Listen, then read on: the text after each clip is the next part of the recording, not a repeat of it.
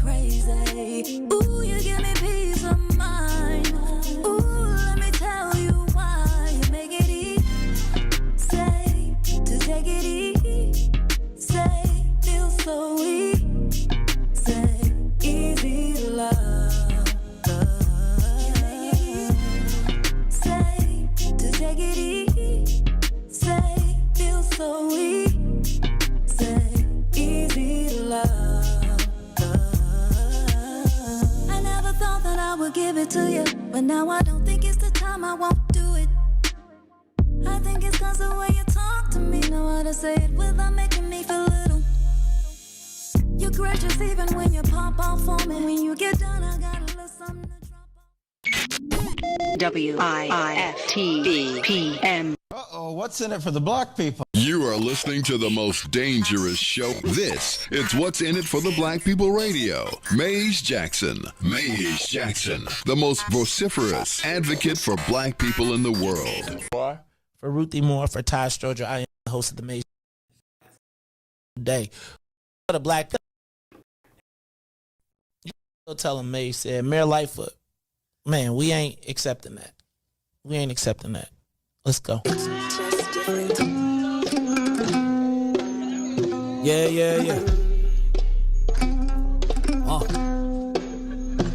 Let's get down to business and go ahead and address the facts, man. Lightfoot seems more in the black. Rahm Emanuel's another case. He was just as tired. 50 closed schools left much to be desired. Police had Anjanette naked on that body cam. They suppressed the footage so it couldn't touch a lot of hands. Reminds me of that 16 shots in that cover-up. Both of them similar, so I went and dug it up. George Floyd killed, a lot of riots happened in the town. Southside burned and they wouldn't let them bridges down. Grandmother sick, need a prescription and plus a couple groceries. You gon' have to travel just to get it now. COVID-19 out here shutting all the business down. Not enough SBA loans to even give around. So many failed businesses that you could put them in the pile. If you don't survive the pandemic, it's gonna sit you down. We sing, dance, play ball, entertain, and crack jokes. Government infested black neighborhoods with crack smoke. System that milked us so bad, we got lactose. Still trying to find out what's in it for us black folks. We sing, dance, play ball, entertain, and crack jokes. Government infested black neighborhoods with crack smoke. System that milked us so bad, we got lactose. Still trying to find out what's in it for us black folks. Shout out to Willie Wilson, hope one day you get to Senate. We need some different players in the game to handle business. Too many shady characters like Madigan and Blago. But when you really break it down, it's typical Chicago. City full of gangsters, it's what the land was built on. Same streets with hood legends, DNA get spilled on. Carjackers out here lurking, trying to get they steal on. Looking for a block to put them Hellcat wheels on. Let us give bogus appraisals a red line. Car crackers out here getting minimal fair time. And I'm concealed carry, I stay with the pipe. But Illinois gun laws giving minimal rights. Stay up on the swivel, make sure I'm moving tight.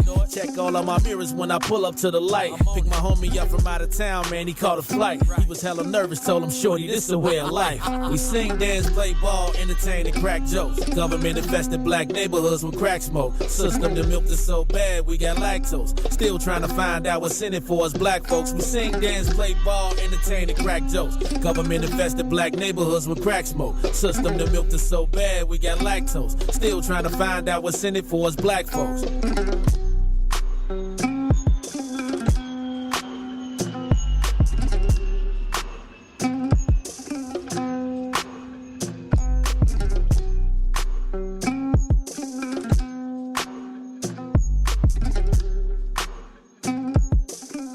Wake up, Chicago!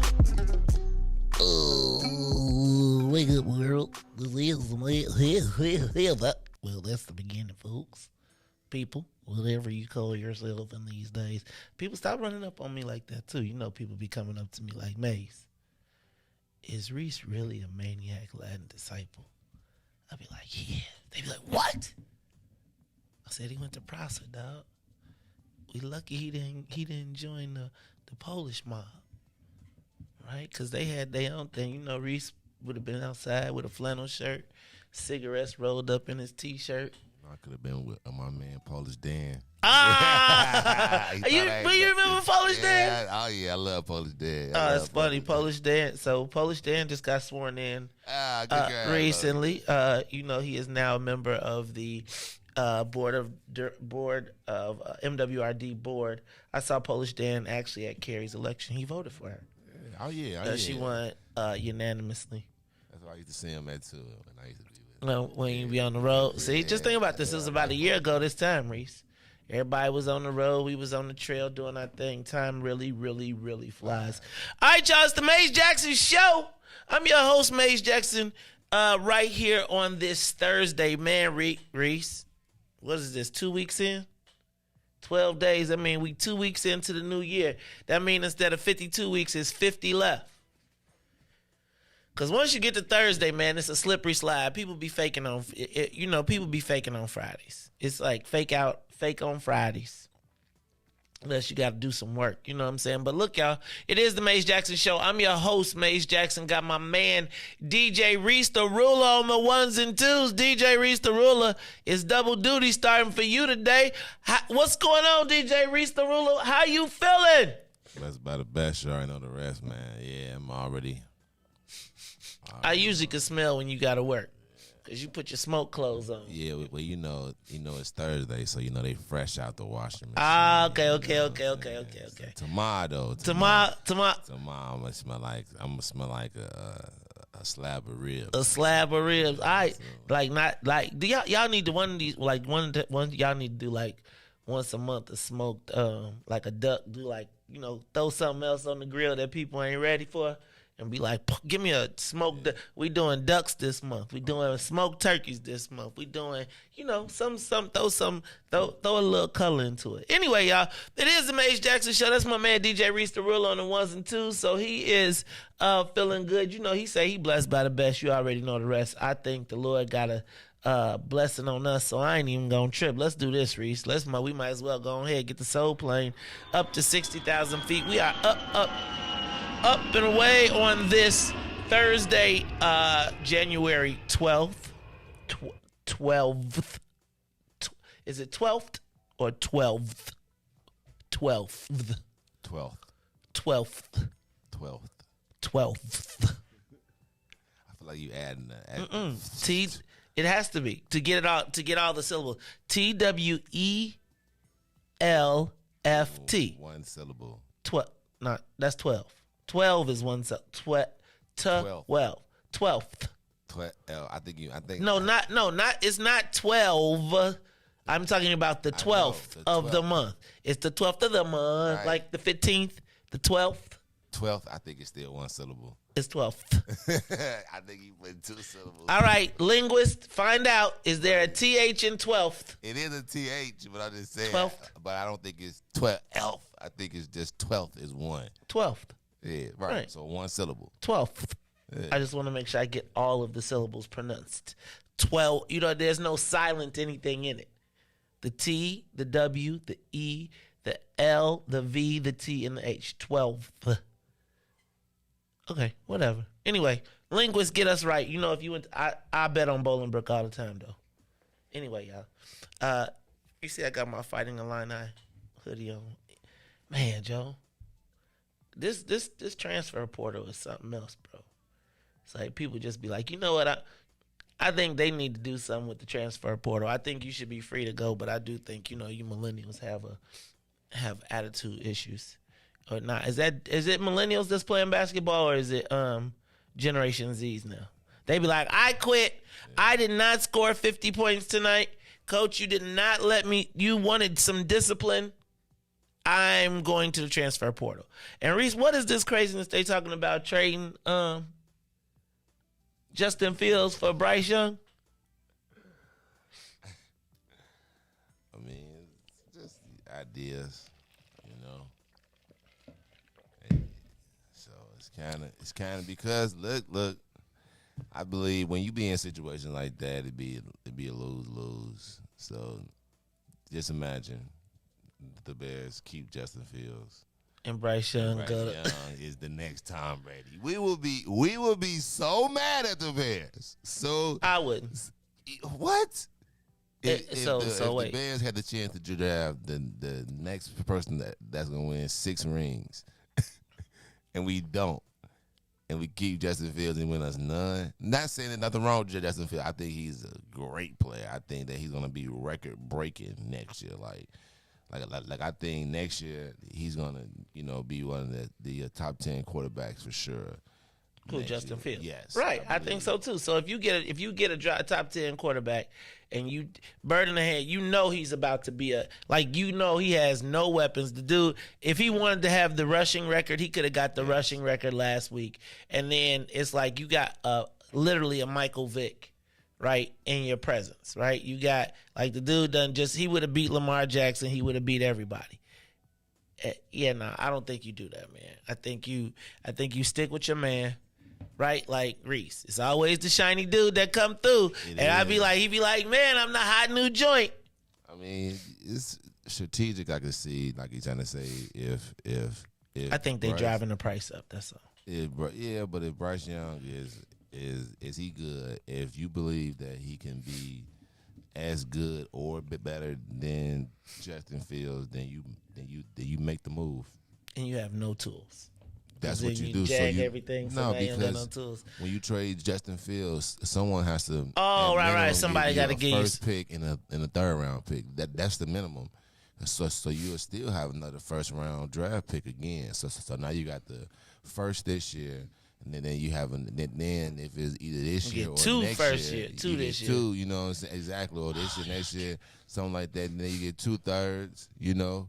So so you got a lot to really play with. So it's Okay. we'll see, but yeah. Well, I hope they don't trade him. I hope we maximize all the stuff we got and we build around the man. I think Bryce Young, ain't he black too? He black too, ain't he? Yeah, I know, man. Yeah, there we go. We straight. It's like we going from light to lighter though.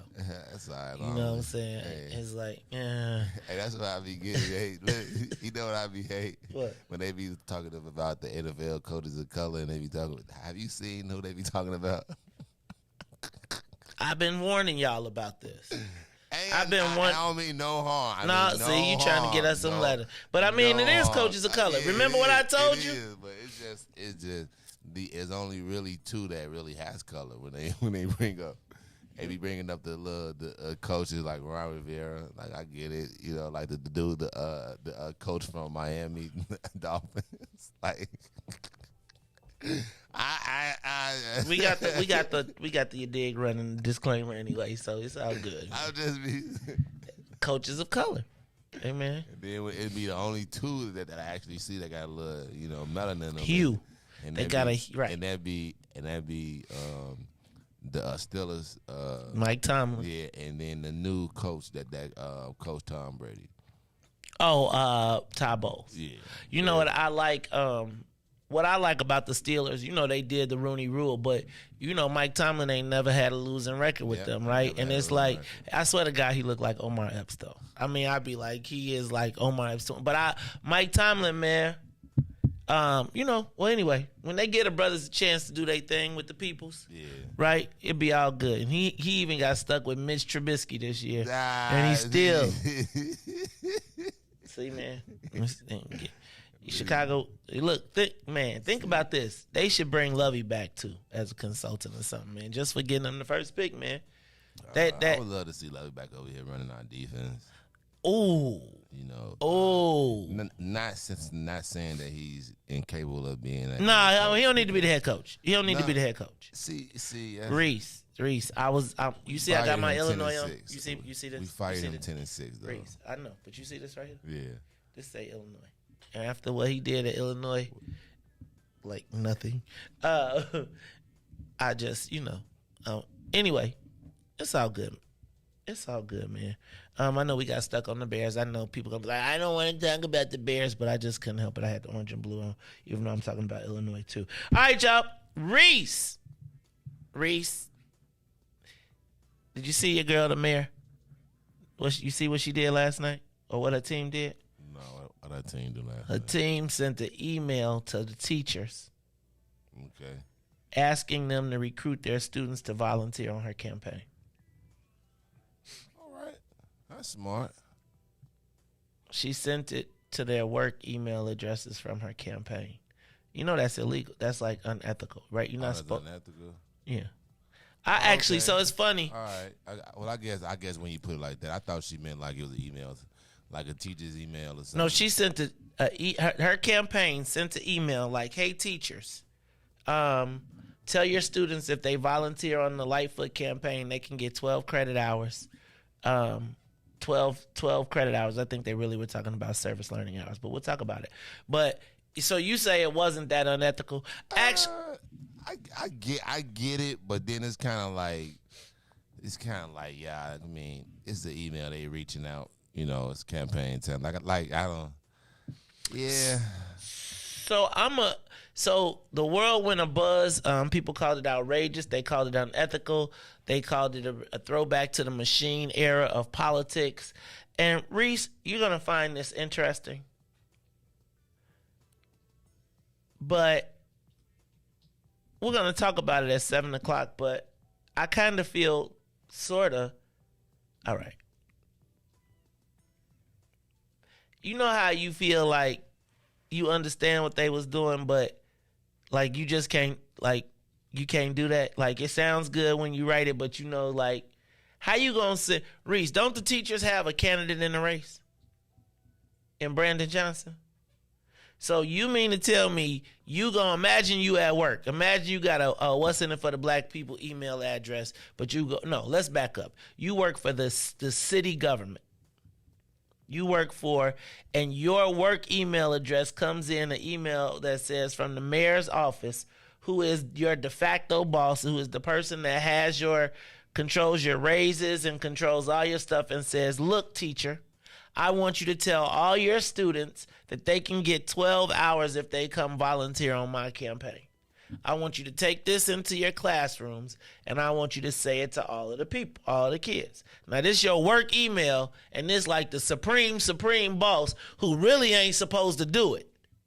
Who really ain't supposed, because you're in a government job. So it's like it's the reason that Shackman and all of these other, and you probably don't know about Shackman, but I'll explain it a little bit later and why this was dangerous.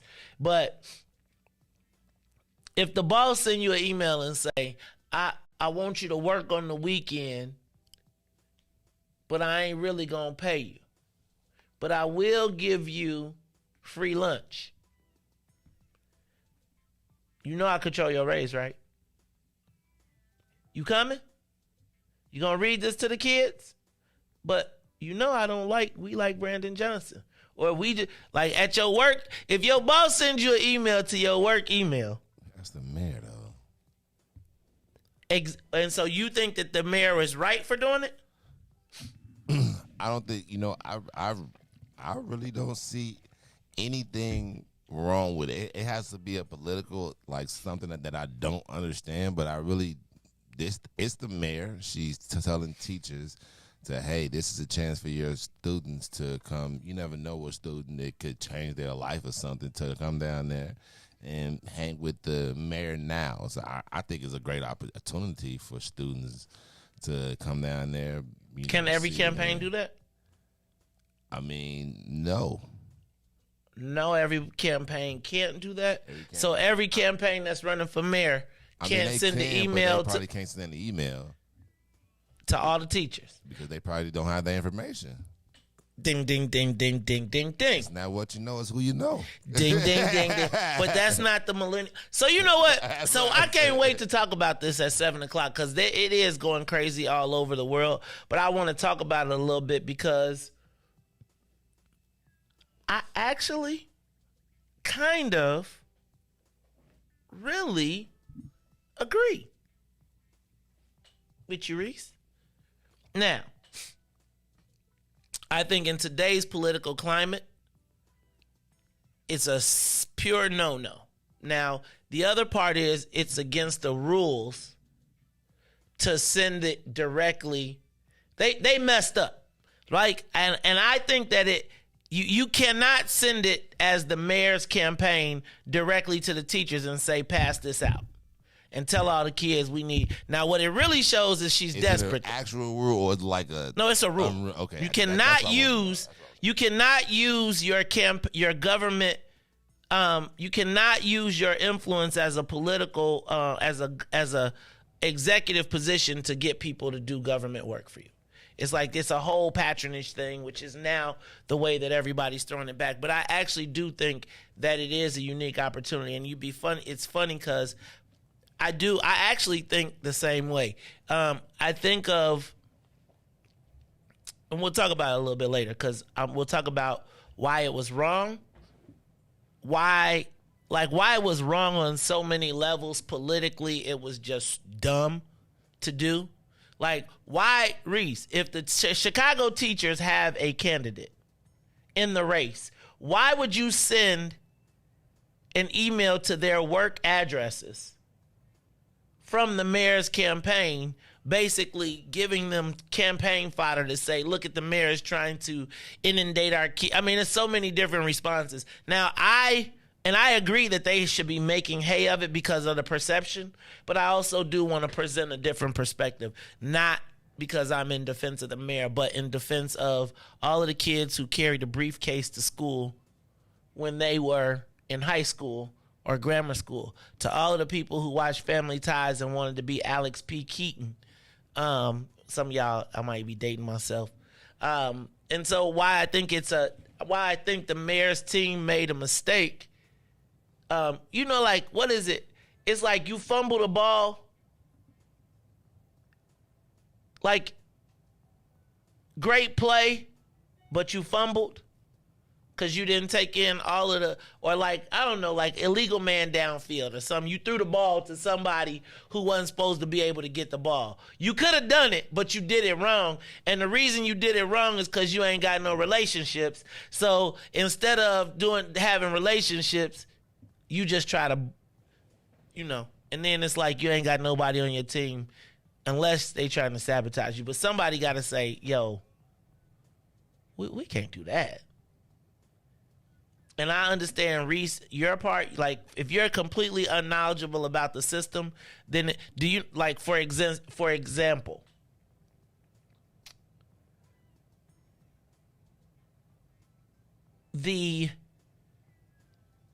I'll give you one quick example of this, and then I think it's just, do you know that during the campaign,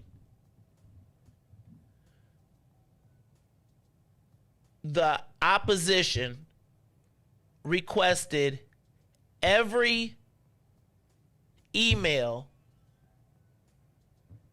that Carrie ever sent me from her work account? Right?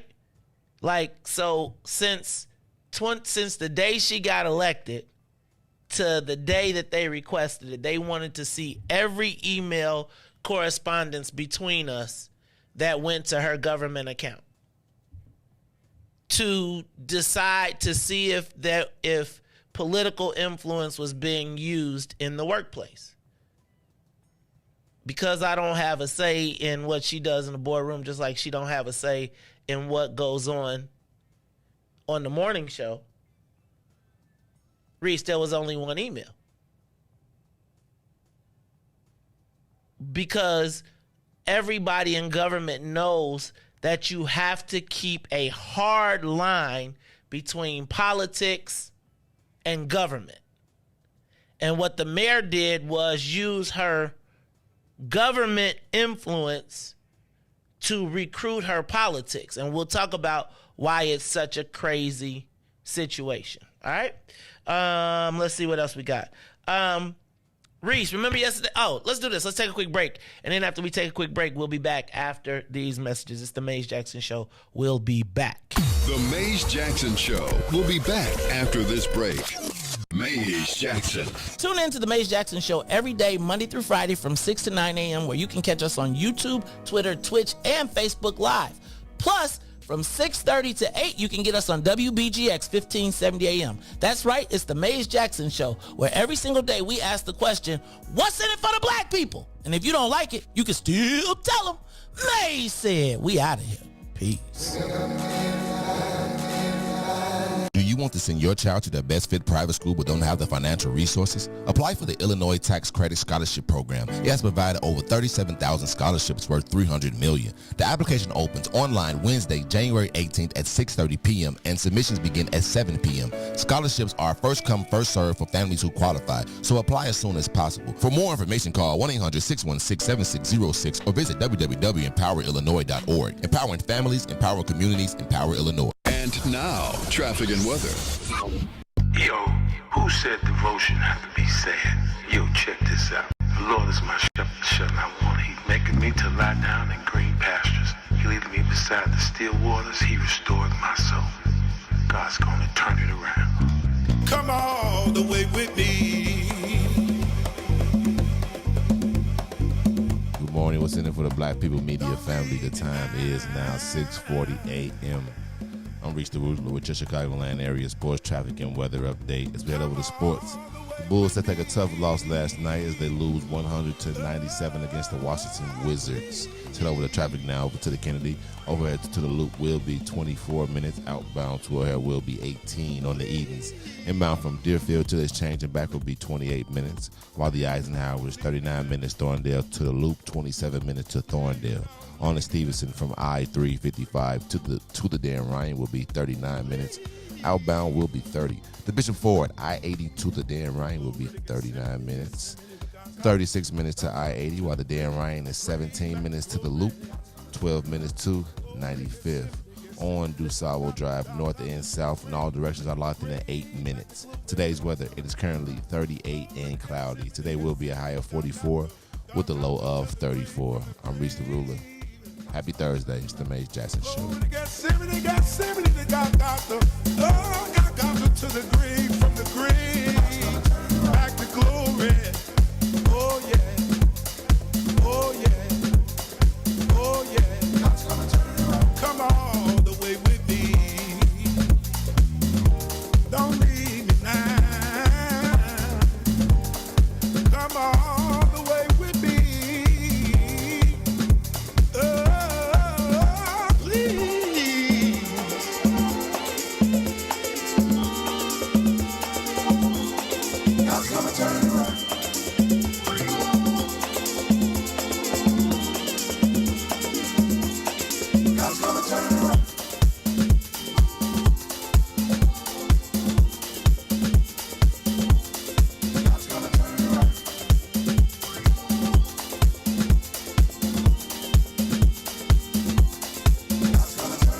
You are listening to the Mays Jackson Show. I'm your host, Mays Jackson. Got my man, DJ Riis the Ruler on the ones and twos, y'all.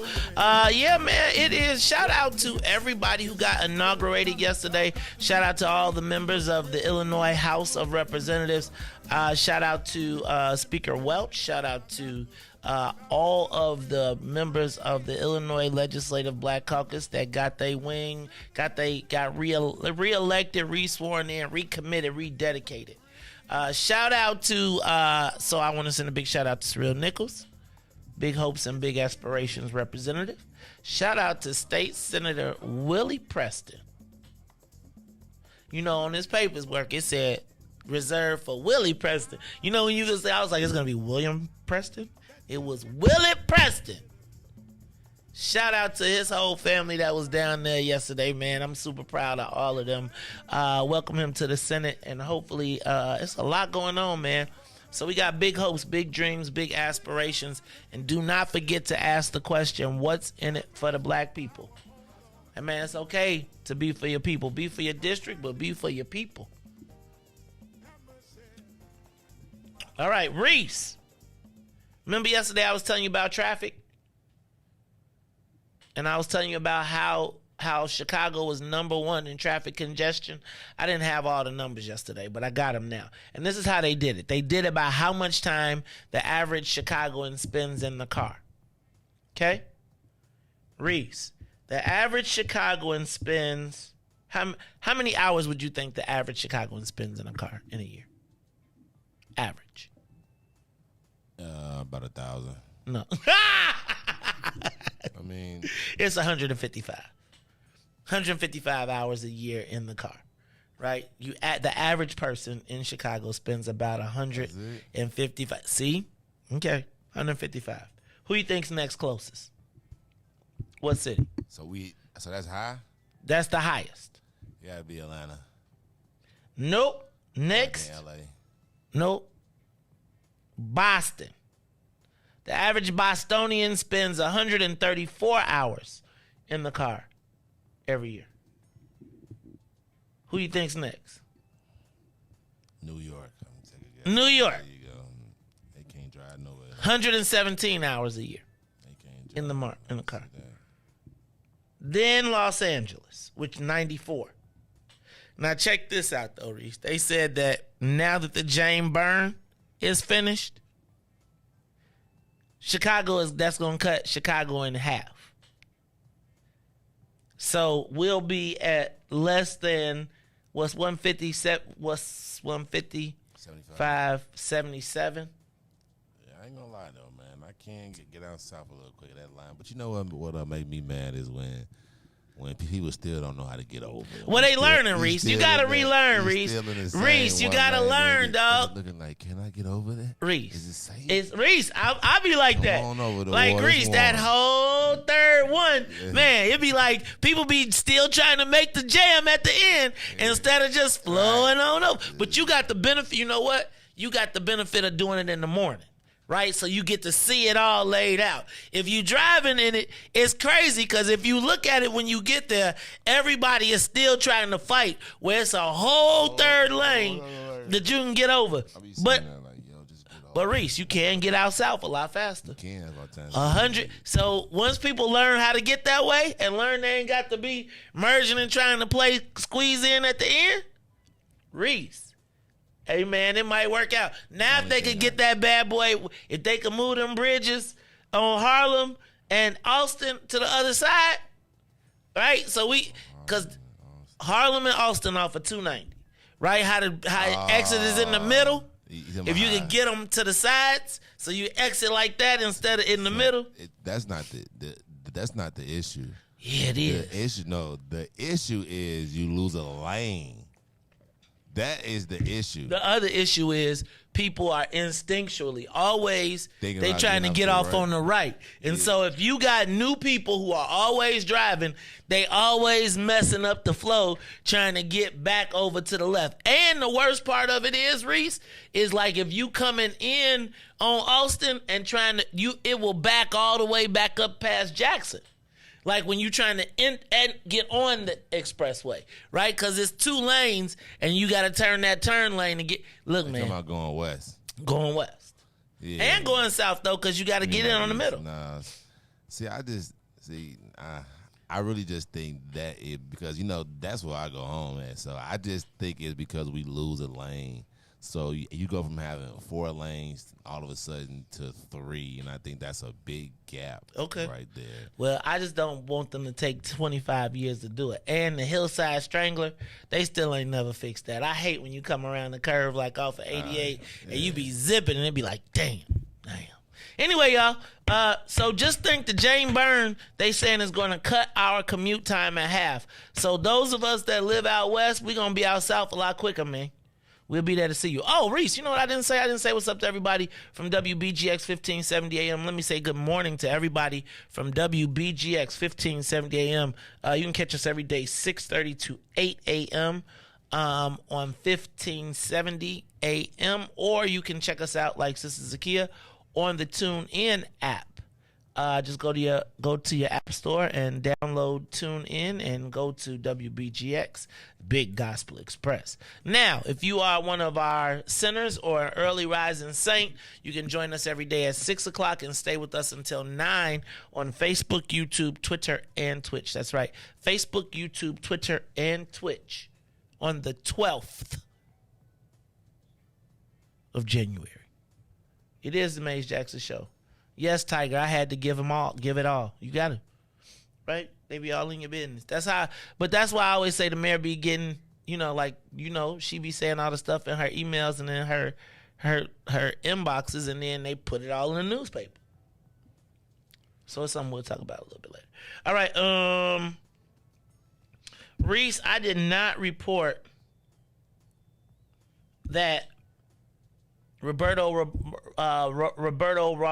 Maldonado, 26th Ward Alderman, is not running again. He decided he was getting out. He was going to be running against Hot Mix 5, Julian Jumpin' Perez, and Angie Gonzalez. What's the matter? You said who? Julian Jumpin' Perez from the Hot Mix 5. I know who that is. You know who Julian Jumpin' Perez is? Yeah. You know about the Hot Mix 5? Yeah. What you know about the Hot Mix 5? You was probably around the house. Your mama was house. Yolanda, was you house? My daddy was. That's what your daddy was a house head. Love some house music. Man, you know what the craziest thing? Thugs love house music too. Like, you ever seen like it be straight like gangsters. Hey, you know what? And some house music, and they be doom doom doom doom doom doom doom doom. I can't stand house music. Is he really? Julian Jumpin' Perez is running, but he's running against. Now, Riis, I thought Julian Jumpin' Perez lived in the suburbs, though, right? I did. I was like, where? I didn't know he lived in the city, because I remember all the mixers used to live in the city, and once they got rich, they moved to the suburbs. But, hey, maybe that's not the case. We'll find out, though. It's going to be a showdown. Man, that's two house heads in the race. One's running for mayor because Sophia King, you know, she married to Alan King, who is of the Chosen Few. You know about the Chosen Few, right? Yeah, I work with them this summer. Well, last summer. Riis, you went to, out west people don't be knowing. I work with the Chosen. Look at you, Riis, plugged up. I done went to their meetings and everything. Dang, dog. Look at Riis, man. Plugged, man. Plugged. No. All right. What else? Hey, Riis, they done found more documents. Joe Biden done left more documents around. You know how they was snapping on Trump for having documents? Trump was looking at his. Joe Biden forgot he left his. I was gonna say, yeah, man, I know what happened, man. I know he went to, we know he went to go get it and totally forgot. He went there. The doorbell rung. He answered the door with the mail person. He said, can you hold this very important document while I sign for this? Sign for it and say, no, you keep the document. I don't even know what I need. Riis, I think this is all the setup to run him out of office so JB and Gavin Newsom and all. Because the young bucks like, it's our time. He ain't. I'm telling y'all, if you smart, he gonna lose. Whoever was ever Republican, he run against. No, he ain't. He is going to lose. You think so? Yeah, man. I think everybody know that he ain't. And I'm telling you, Bernie Sanders mad at y'all. Like, y'all said I was too old. Like, I got Bernie Sanders looking. And y'all said I was too old. I'm still here. I know. Are you being ageist? Do you think there's an age? Okay, we'll stop. Yeah, because let's stop. I'm changing up the social media question of the day. So we gonna go to that in a minute. All right, we gonna say that. Damar Hamlin is home. They talking about he gonna be at the game on Sunday. He ain't playing, but yeah, that's good. Riis, no, he ain't playing. That's good though. And they said they was gonna give him his they was gonna pay him his whole contract.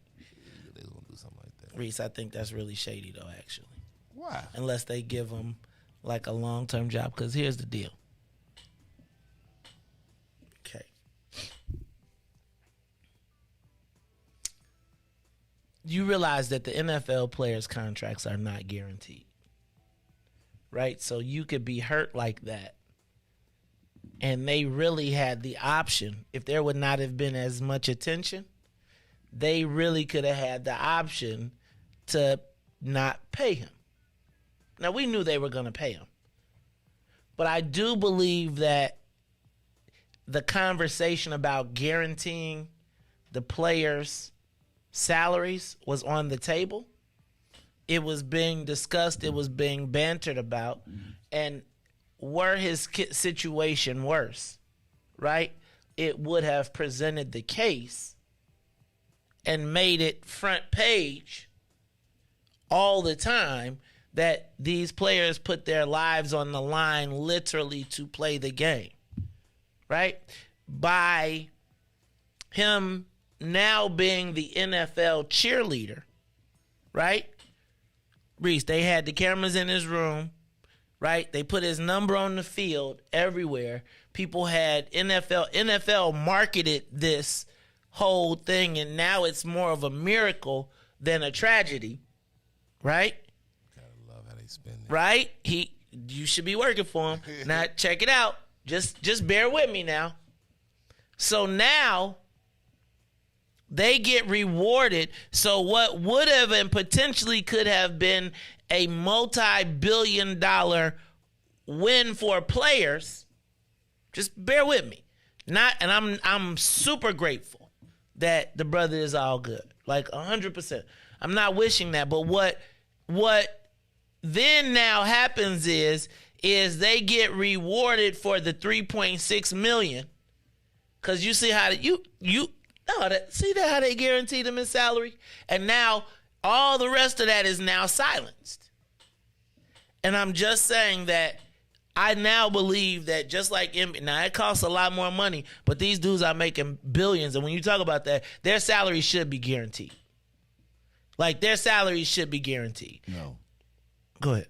I don't think their salary should be guaranteed because, I believe that in a shape, form, or fashion, some of their salaries, maybe half, should be guaranteed because of that, but not your complete salary.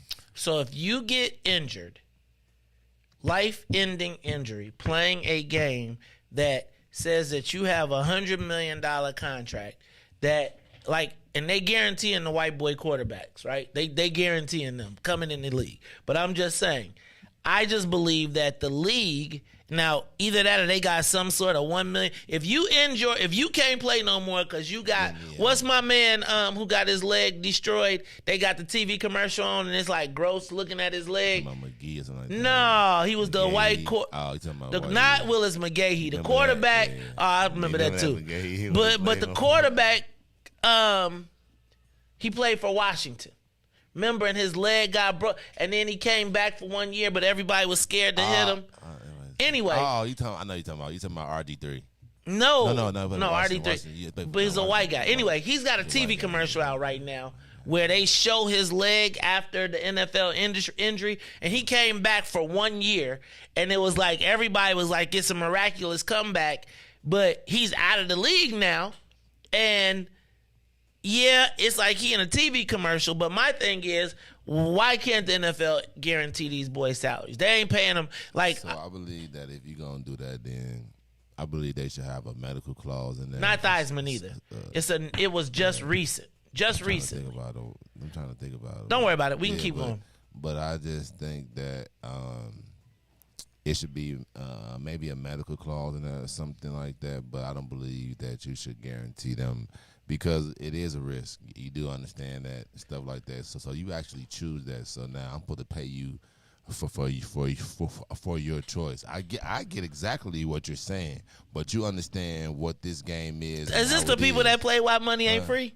I'm just telling this so you understand what you're getting into. So now, now I got people that can just claim they hurt or something like that. So I believe that Alex Smith. There it is. Okay. Thank you. Alex Smith. I remember that. Right? He's got a TV commercial on where they show his leg now. Yeah. And it's like, it's crazy because his muscles are just reattached. So it's just crazy. And to think he played like that a year, all I'm saying is, man, bro, if they, think about this. The guaranteed salary of an NBA player is almost of one.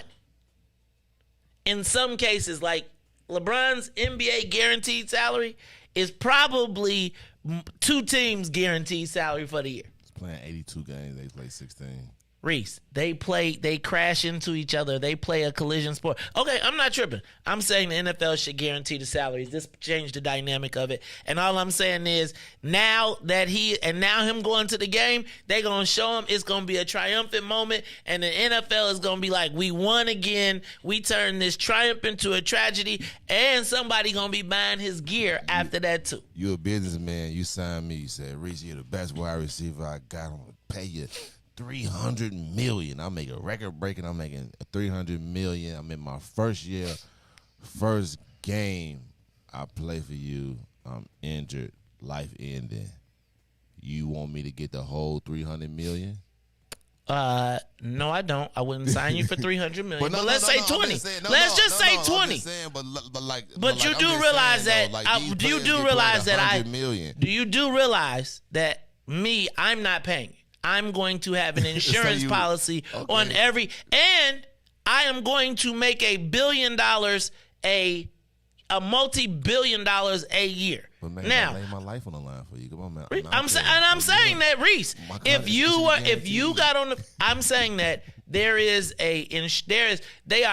are insurance policies. There is a whole bunch of layers that go into that, and I'm suggesting that the NFL, being a multi-bazillion dollar they should be able to guarantee contracts. That's what I said. It should be a medical clause somewhere. But you need to be giving me $2 million or $5 million a year for the rest of the duration of my contract. Maybe not that. Okay. I mean, for the duration of your contract. So if you have a big contract. So I'm just saying like this. Then there should never be. Then I don't think it should be paid days. Leave it to me. Then I don't think it should be paid days off. I don't think. Man, it's like you work, you don't want to work 7 days a week. I'm down for 7 days a week. Work as long as you want. Like, I'm good with all of it. But I am suggesting that our bodies are on the line. And when you think about, like, these franchises being, like, worth $100 billion or 18, whatever the Cowboys and stuff like this are, there should be some way to guarantee some portion of these salaries. You should not leave the NFL because of an injury broke, and then you can't walk for the rest of your life. You got CTE, and they like, hey man, we paid you $25,000 or $50,000. But what if you got injured in like your 10th year after you done already made 100 or 200, 300 million, and now you injured? Okay, so then I feel like we should pay. But you already made $300 million in these 10 years, and now you got injured in your 10th year. And you ain't making $300 million in your 10th year. But you already got the first 9 years, right? No, from year 1 to year 10, you've accumulated. And I got $300 million. And I was supposed to get paid for a year. You got injured in your 10th year, man. You got injured, and you talking about, oh, now I'm broke. No, you just made $300. You just made $300 million in them 10 years. But nobody makes. Management. Okay, we're talking about football. Yeah, but the average football player is making. I'm just saying, But again, most football players are making $500,000 and $700,000, $750,000 a year. Even when somebody's got a $10 million, there ain't that many $10 million or $20 million a year contracts. I don't want to get stuck on this right now. Look, I have already gotten stuck, and we got so much to talk about today. I said Roberto Maldonado, DeMar Hamlin coming back. And then I don't know if you saw, but in the paper they said the wiretaps reveal. Like, I just keep thinking about the wiretaps and all of the people and how everybody was like, Madigan is smarter than everybody. He never talks. Reese, I'm telling you, the man was laughing all the way to the bank. One of the quotes says, he said, our people made off like bandits with very, very little work. I think there's a lot that is revealed, and I think it's a lot to talk about. And I as I was doing the show rundown today, and I was writing it up, and y'all know I write the show up every day, right? I just ain't got no printer ink right now, but every day I write it all up for you. And as I was writing the show today, it came to my attention that we have reached an end of an era. I would say we've reached the end of the Godfather era of Illinois politics. And at some point, I want y'all to think about what is the movie that will define this era of politics, this new era of politics in Illinois. I would tell you that reading the Madigan transcripts and files and Riis, if I was 25 years old when the Godfather came out and I went to see it went to the movies and saw it, and I had power and my homies and we all saw it, can I tell you, we would have probably tried to emulate it if we had the ability to do it. And I really don't think that anybody can discount the influence of the Godfather on the political dynasty that we have just lived through and that we are watching unravel. And so at the end of the show, I want to kind of talk about what do you think the movie that will define this era of politics. Also, there's a new poll out suggesting that Paul Vallis is in the lead and Chuy Garcia is coming in second. Is it me or do I feel like Chuy Garcia is fading fast? Like, I just feel like there's no Chuy Garcia presence. Maybe I'm incorrect, but we'll talk about it all. Plus, we're going to talk about the mayor and these emails and the social media question of the day. It's the Maze Jackson Show. We'll be back after these messages. The Maze Jackson Show will be back after this break. Disney on Ice presents Frozen and Encanto in one exciting family experience. Sing along with Anna and Elsa in wintry Arendelle. And celebrate the power of love, Y Familia, with Mirabel and Bruno in the show everyone will be talking about, live in your hometown. Playing Chicagoland from January 19th through February 5th. Free parking with ticket purchase. Visit DisneyOnIce.com today. Today, the Biden administration is releasing what it calls a new strategy to fight domestic terrorism. Following a 100-day review, federal officials are now laying out a new plan hoping to deter, detect, and prosecute domestic terror. They went to the Capitol waving their flags and looking for smoke. He was out there looking for justice. They was over there looking for votes. Ashley Babbitt was with him and told all the people that nothing could stop us. She climbed through that Capitol window, breaching security, and called a shot, bro. The media say she a veteran. They paint the picture to make her look greater, but she disrespected the same country that she served. That makes her a traitor. They was fighting police, resisting arrest. On God, I couldn't believe it. I guess blue lives only tend to really matter when it's convenient. Hey, these are the times we witness in history, all because they didn't get a victory. United States is so contradictory. We get equal rights, that's a mystery. Politicians, they more like magicians. You know they got tricks up their sleeve. We point out the flaws that's up in this country. You know they gon' tell us to leave. Somebody try to help me understand it. Always seems like a double standard. They be out here leaving us empty-handed to certain rights we are not granted. The media's the culprit when it comes to the comparison. Cause when it comes to race, they always changing up the narrative. It's terrorism. They say you a patriot, call you a hero. I call it terrorism. And that's on the real. You know and we know, I say it's terrorism. They say you a patriot, call you a hero. I call it terrorism. And that's on the real. You know and we know, I say it's terrorism. They say you a patriot, call you a hero. I call it terrorism. And that's on the real. You know and we know, I say it's terrorism. They say you a patriot, call you a hero. I call it terrorism. We still out here trying to get our reparations, but the government pump faking out here hesitating. I'm out here trying to keep my peace, so I keep meditating. The media make us look bad, they taint our reputation. Look, it's so sad. It's so sad that COVID causing toe tags. You claim you so patriotic, but you ain't wearing no mask. You out here wildin' with your MAGA flags and showing your ass. You wanna be part of some type of revolution so bad. Look, you talk revolution and constitutional rights, homie. I guess we forgot about back in the days when all of the business was whites only. Yeah. George Floyd got justice. Juneteenth got much respect. They made it a national holiday. Man, it's all good, but cut the check. They're giving out all of these vaccines, putting it in you like caffeine. Was it all in the part of the plan? I bet money like DraftKings. It's land of the free, home of the brave. 1776, we wasn't free till 1865, so we wasn't part of that. And that there's terrorism. Terrorism. Terrorism.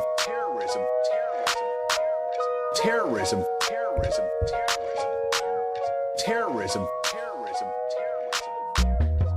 Back to the Maze Jackson Show. You are listening to the most dangerous show. This is What's in It for the Black People Radio. Maze Jackson. Maze Jackson, the most vociferous advocate for black people in the world.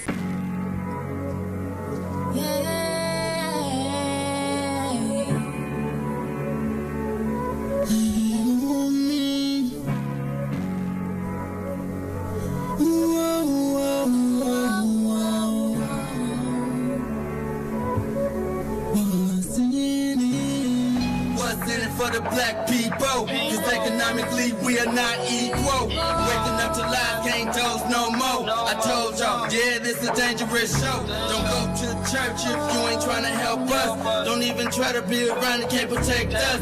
We see the lies, not other politicians. We need money and no symbolism. It's Maze and Riis and Ruthie and Ty, explaining how we all come from God, giving us tools to beat the odds. If we united, our movement gon' stop. If they ain't tryna help us, they ain't tryna do nothing. We gotta do something, we gotta stop running. It's time to confront the problem. Really, you expect, you oppressed, it's all wrong.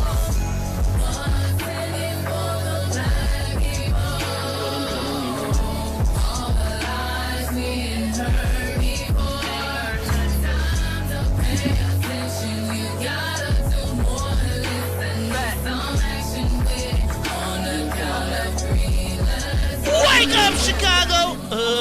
Wake up, world. This is the Mace Jackson Show. I'm your host, Mace Jackson. Got my man, DJ Riis, the rule on the ones and twos. And man, I had two things. Let me say happy birthday, first of all. Shout out to Miss Tang, Camille Jackson, Dion Bolden, Lynette Hawkins, and Dave Jeff of Fly Apparel. Happy January birthdays. Riis, when do Aquarians start? The 20th, my girl birthday. The 20th is the Aquarians. They say Aquarius. I'm Aquarius. Right, Aquarians. I'm an Aquarius. I am an Aquarius, but we are Aquarians, plural. Oh, okay. Let's see, man. Didn't I tell you it's 12th? Let me do this, man. Look at Riis trying to correct me. It's all good. Look, y'all, it's the Mace Jackson Show. I'm your host, Mace Jackson. DJ Riis, the rule on the ones and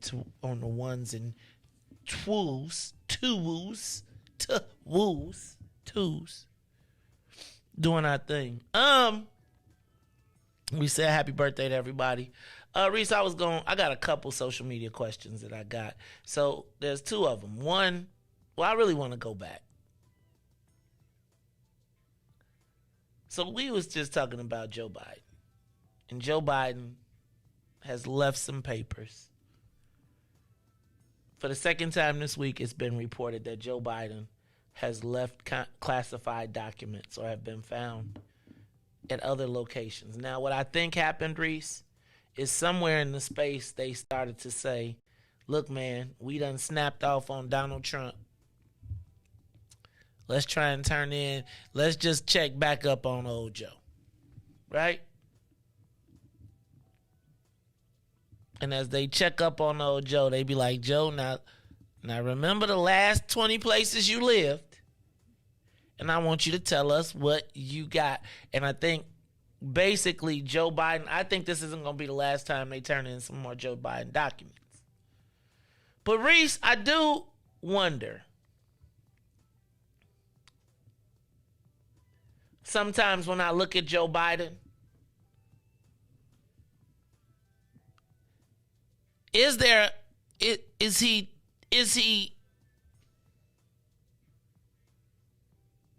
too old to be president?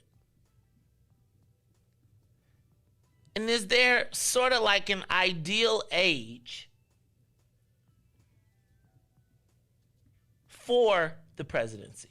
So I think I'm going to change up my social media question today. And Riis, go ahead, hit the button. It's time for the social media question of the day.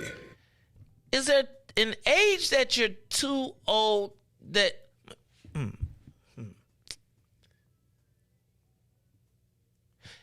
Is there an age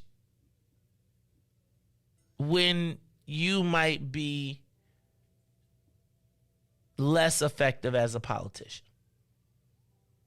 And if so, what is it? Give us a call, 872-259-7474. 872-259-7474. Riis, my question, and I think this is one of the things that we see oftentimes, particularly in places like Congress and in federal government, right? There are names that we've known for so long and for so many years. And I think, like, in places like the House and Senate, where you can kind of be really not seen a lot,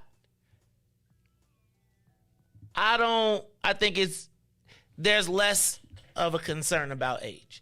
But I do think as the president of the United States, when you are dealing with people who are like Putin and you dealing with dictators and all of those kind of people, do you think that we look weaker when we have, and is there an age that maybe we should say you shouldn't be an elected official anymore? Right? And I don't mean that to be ageist. I mean it to be, is there a point when you're not your sharpest? And when does that come? Like, I don't mean can you pass all of the tests, right? But Riis, should the president of the United States be able to, like, run, jump, and I don't, okay, maybe those are bad choices. But do you think there is an age that, because when I look at Joe Biden respectfully, I do feel like somebody, like if he was in a room with Putin alone, Putin could take him. And I also wonder, are there times when we have elected officials that are so old, not so old, but are dated in their thinking and their approach? Like, is that part of the reason we can't get cannabis legalized? Right? Is there an age where you should gracefully bow out of the game? Not that you're not still able to think, or not that you're of sharp mind, but I'm just curious. Give us a call, 872-259-7474. 872-259-7474. Is there an age when elected officials should probably sit it out or retire, should not work past? Caller, you're on the Mays Jackson Show. Hey, Mays. Uh-oh. You hitting? Ron? Uh-oh. Man, you hitting on my favorite subject. Ron, every day. Wait a minute. Look, is this getting ready to be a thing all the way to the election, Ron? Ron, you know you make my day. You tickle me every time you call, man. Now, they be telling on you, right? As soon as you get out, they be like, Ron be calling Perry. Then Ron be on the score. And Ron said, hey, man, as long as if he with us, he start with us first. So what's up, Ron? How you feeling, man? Absolutely. Man, real good. But really, it's one of my favorite subjects. It's one of the greatest plays ever written. Death of a Salesman. Willie Lomax. He was a salesman, and what happened, time had passed him by. And you know what, man? See, it's not only, I told you, I retired in July. And I don't know, I'm 60 years. And you know what? Not the same person I was 40-some years ago. And I didn't even try to fool myself. But see, with these elected officials, you have to retire them because, see, they don't see it that way. But think about it, May, whether it's in sports, all fields of life, that it gets to the point. And see, that's why you have to have a plan when you get into whatever your career is going to be. The moment you get in, you need to have an exit plan, which I did. But yeah, I just wanted to point, no matter how, time passes you by. Even like I said in what I was doing in my career, there were new ideas. It just got to the point I didn't even want to keep up with that anymore. So what I do now, I just sit here, wake up and want to get some coffee and listen to you. I don't have to keep up with current trends. But yeah, to answer your question, May, it is a point that what age, people. What age do you think? Wow, you know, man. Well, for me, 65. I mean, that's the majority of people retired. That information comes right from Social Security. Majority of people retire 65, and we know that's because of Medicare and other things. They get about 70 years old, man. And but see, here's the thing. People like body rushing. That should have been gone, man. You're just not as effective as you should be. So again, and that was a play I know back then, and people had to realize in high school Death of a Salesman. I held on to that, and that's what it kind of guided me. I knew there's going to become a point, no matter what I was doing. If you're a policeman, you're a policeman, man. You physically, you're not the same. If you name anything, you're just no longer going to be. And a lot of these people claim, well, I'm still committed. A lot of people just haven't planned correctly so they can get out and do what I do. I just sit here and listen to you and have me a cup of coffee. Thank you, man. Hey, thanks, Ron. I appreciate you. Give us a call, 872-259-7474. Is there an age that you should probably not? Is there an age when you're too old to be elected? and I don't want to say too old to be elected. That's probably a bad word. But Riis, like, how long do you think that someone should stay an elected official? Like, should you be able to run for office at 80? No. Not at all. I believe that we have to be logical about that. Just think about somebody that's 80 and let me get my calculator out right now. So let's see. So it's 2023. They 80. It's born in 1943. Where their mind is at, what they grew up from, what they've been through, So the whole world has changed probably 3 times since they, been in office. So they always, it's just like a lot. It's just like a lot. Just like Joe Biden was at one point a segregationist, right? Yeah. Then he was like, lock them Negroes up. Yeah. And then he was like, even as far as, when he thought about when he was kind of in his halfway, like in the 70s, right? Remember when he called Barack Obama articulate? Yeah, and I remember when he said that he didn't want his daughter to go to school with dumb monkeys. Yeah, I remember all that. Is that age discrimination? How I don't believe that's age discrimination. I just believe like we gotta, just logic. You know what I'm saying? Hey man, you 80 years old. You're 80 years old and you want to be the head of our country. What if something happened? Like, do we really make sure you have a good vice president, like just in case? Like, I feel like we making plans for you're 80.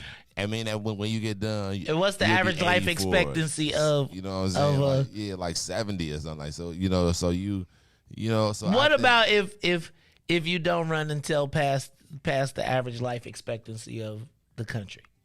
Still think that just like it's a qualification to get in, I believe that it should be one when it's over. 60 should not be the cutoff because I really think 60 is when you really get. Man, have you seen these 60-year-olds these days? Like, I feel like 60. Can I just tell you what?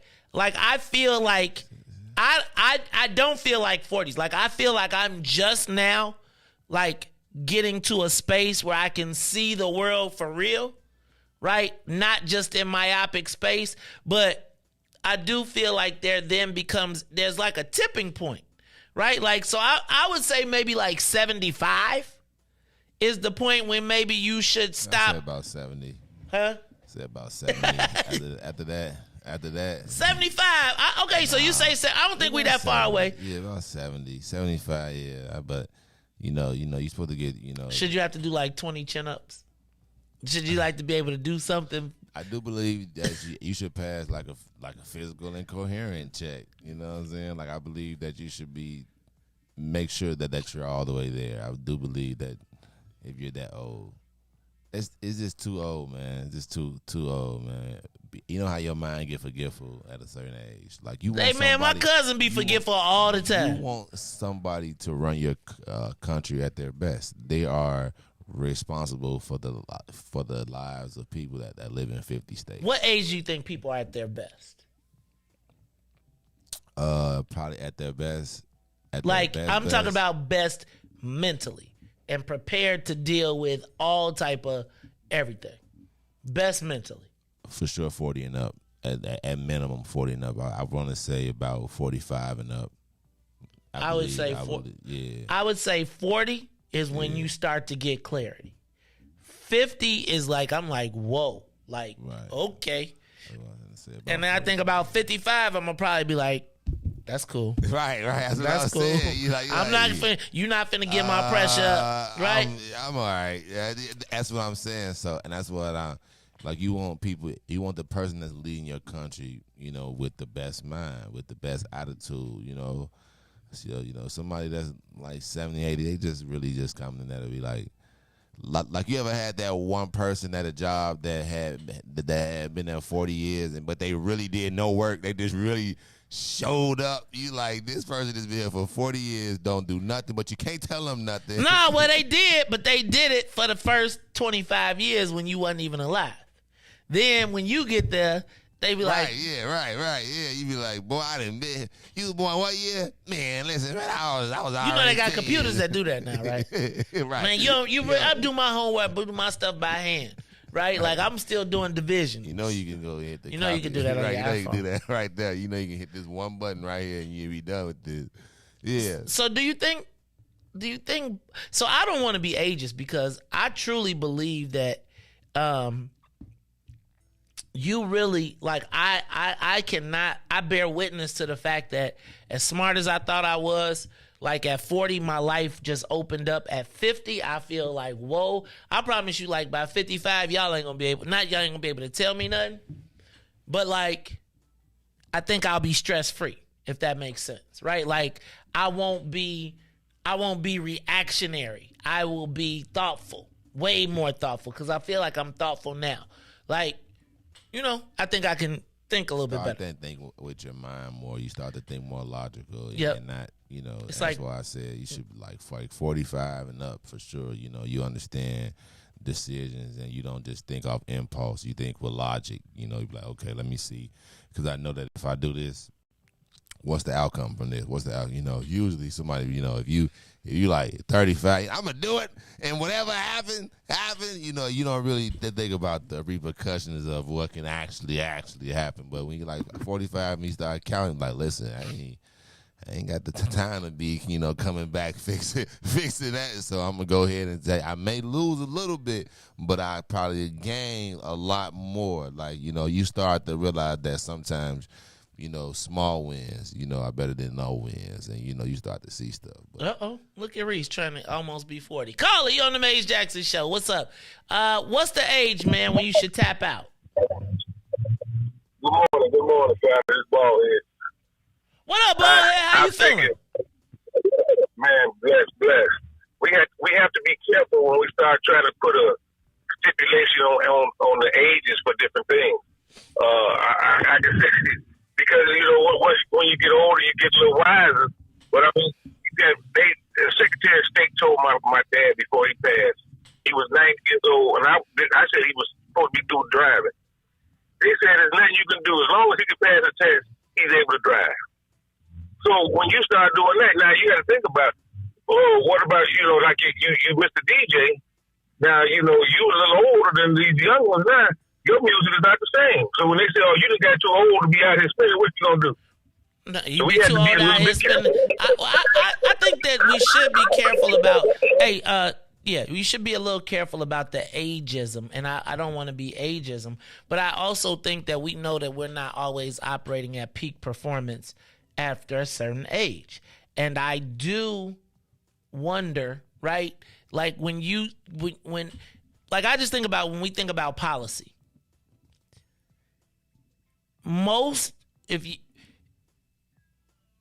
I think oftentimes part of the reason that we face challenges is because our policy especially in our community, is often formulated by people who are making policy backwards or playing catch up to where the world is. Even myself, right? It's and I'm going to talk about that a little bit later on today.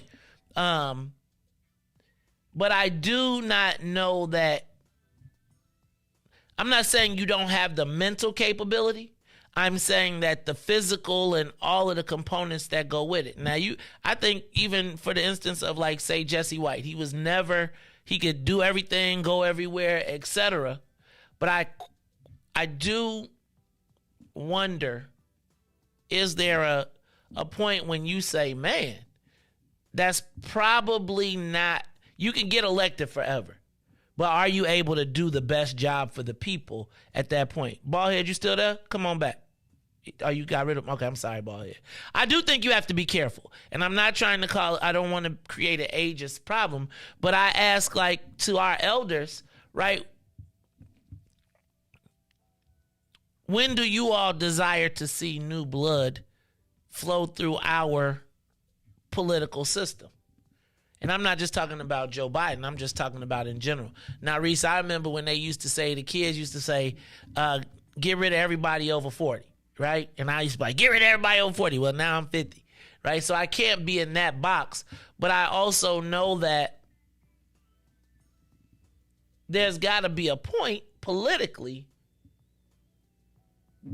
where maybe not the elected official recognizes it, and they can't, But is there a point, like an agreeable point, when we say we love you, fam, but this is not right? I don't know. Call anybody. Is anybody else there? All right, I'm gonna let that go. I'm gonna move on. And Riis, look, we're gonna take a quick break, but hold on. Let me see what we got. Let me see if we got some of these comments in here. So I want to make sure. I want to try and get y'all right.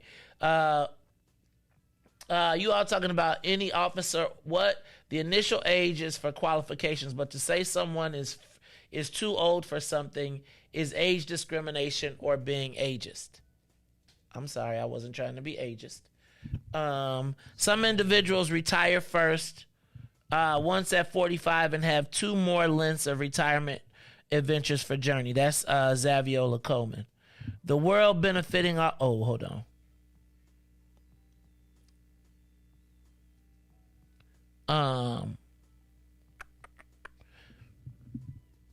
Like, is there an age that you're too young? For sure. Now, okay, so is there an age that do you think that there's an age that you're too young to be like a mayor of Chicago? For sure. What age do you think you're too young to be? I'm still stick with what I said. I think anything under 45. Anything under 45. Wait, but Riis, you don't think that? I mean, no harm to anybody that's running elections, man. I'm just saying. Why 45? I don't think that they's not disqualifying. I believe that they are qualifying people that are, younger than 45. But they need to get seasoned a little bit. Yeah, just need to, but it all depends. Like if I can see somebody 35 running if they as soon as that. Let's just say from high school. They into the program or whatever. Let's just say it's with the young Dems or something. And then from there they start doing like school counts. Like as soon as they could, they've been elected official from 18 or 21 all the way until they was 34. So they got 15 years inside it. Being they've slowly and you seen them. Then like okay, I could take a 35. I could take a 30.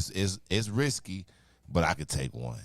But if you have no history or anything, then like like 45 and up. Like I need you to, just like see the world a little bit. Really? Everybody know how people is in their 30s. Come on, man. Let's not be crazy. Let's put our pride to the side and be logical.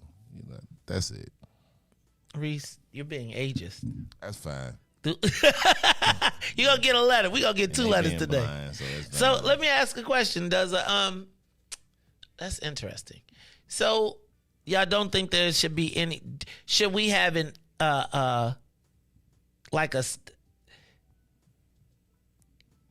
should there be a metric, or should it just be you win? Like I guess my thing is, I was looking at Joe Biden, and I'm not tripping. I mean, I'm obviously I don't have a vote in this. It's not, but I think if he ran again, right, and he's going to be 84, I'm not. Well, I guess. So we got 84, retire 88. So we gonna have a 90-year-old president, and that's okay. Yeah, man, he's seen a lot. Yeah. How many trips a year you think he take? You think he like I wonder, does he have? Okay, I'm gonna stop. Look, y'all, this is the Mays Jackson Show. We're gonna take a quick break. When we come back, we're gonna talk about the mayor's educational emails to the teachers. All right, we'll be back after these messages. It's the Mays Jackson Show. The Mays Jackson Show. We'll be back after this break. Do you want to send your child to the best fit private school but don't have the financial resources? Apply for the Illinois Tax Credit Scholarship Program. It has provided over 37,000 scholarships worth $300 million. The application opens online Wednesday, January 18th at 6:30 p.m. and submissions begin at 7 p.m. Scholarships are first come, first served for families who qualify, so apply as soon as possible. For more information, call 1-800-616-7606 or visit www.empowerillinois.org. Empowering families, empower communities, empower Illinois.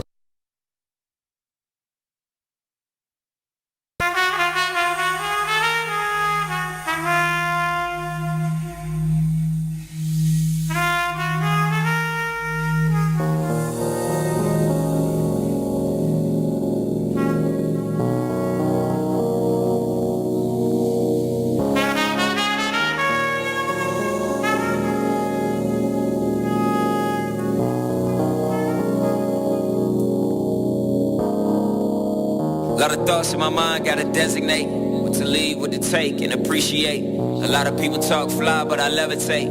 Rise above with the love when I meditate. When I meditate.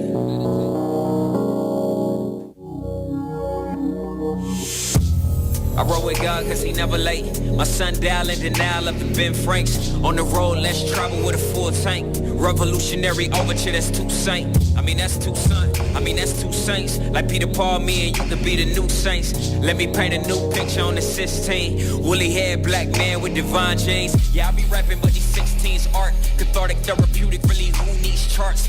All I need is heart, God's love, and some knowledge. Acknowledge, don't acknowledge, I be good, to be honest. It's like, if you never knew my name, at least I know me.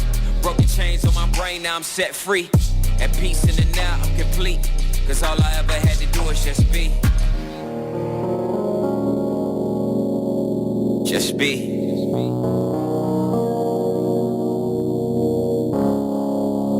Lot of thoughts in my mind, gotta designate what to leave, what to take, and appreciate. A lot of people talk fly, but I levitate. Rise above with the love when I meditate.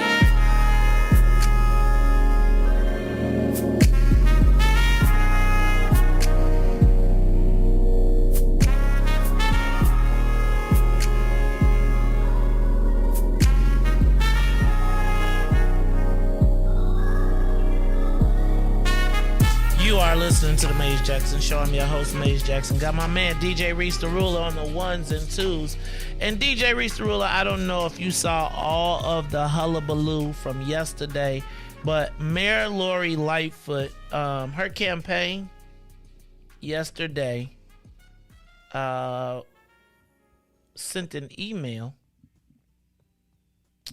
to Chicago teachers. And Riis, I got a copy of the email. And I'm going to read it to you all real quickly, all right? Now, there's a lot of hullabaloo about it, and I'm going to let you know that all of the mayoral candidates have responded rapidly. First of all, I got to get my Twitter game up because Twitter is where they be talking all the smack. But check this out.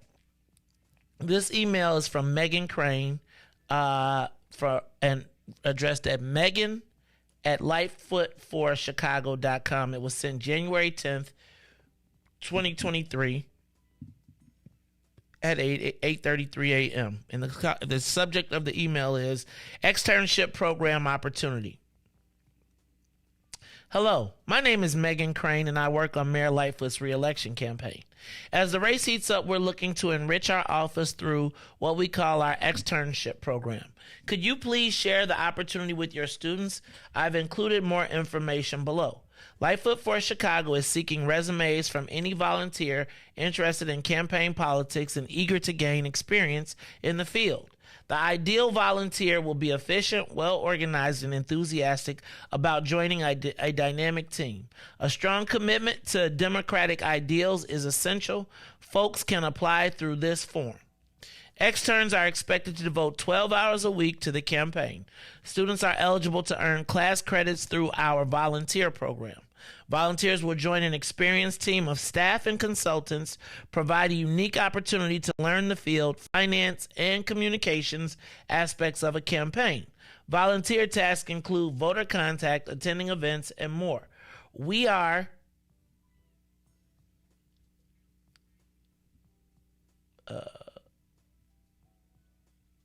dang, I lost a piece of it.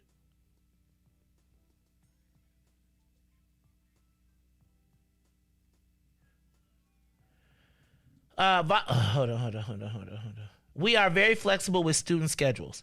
No prior campaign experience is required, nor is a major nor minor in political science. We're simply looking for enthusiastic, curious, and hardworking young people eager to help Mayor Lightfoot win this spring.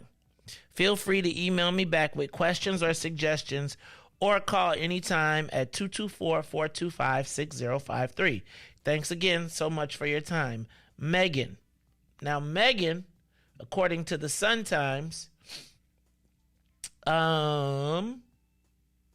is the deputy campaign manager for Mayor Lightfoot, Megan Crane. And she sent it to select CPS teachers at their work email addresses this week and asked educators to share. Let's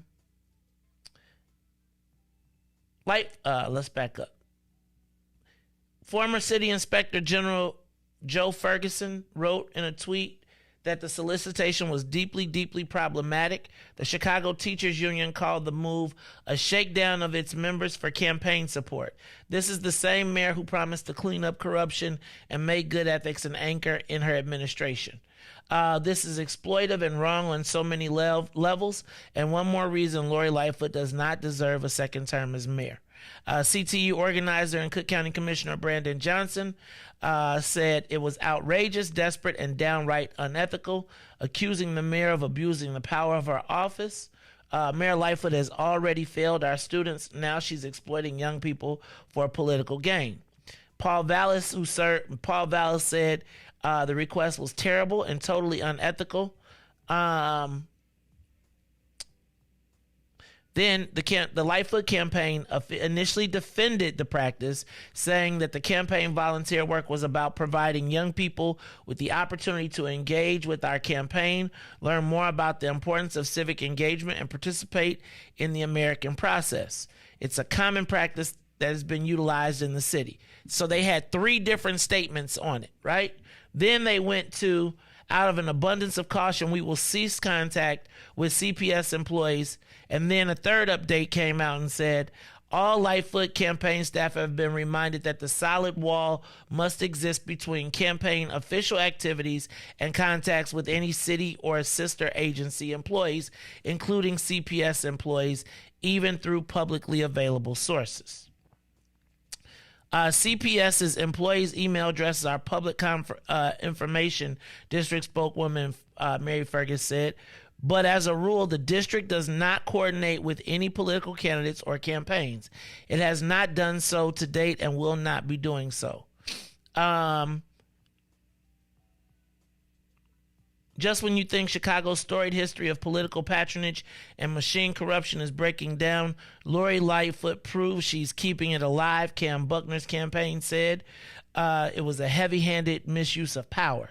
Rod Sawyer said she's failed our schools and our teachers at every turn in the last 4 years and now wants to make public employees and our children her personal campaign resource. Representative Jesus Garcia said she should be more concerned about fully funding Chicago public schools than using them as a recruiting pipeline of free labor for her campaign, her re-election campaign. And Sophia King says, there is no lens that makes this ethical. As a teacher, I'd give her an F. Riis, the mayor's campaign stepped into it. Megan, what was her name? Megan Cook? No, Megan Crane. So I read the email that she sent, and Riis, I gotta tell you that this was, what do you call it, an unforced fumble. This was an unforced fumble on behalf of the mayor's campaign. Why was it an unforced fumble? Because, Riis, of everything that you heard all of the other candidates say. They said it's like, Riis, if I told you could work for credit, but you instead of pay, right?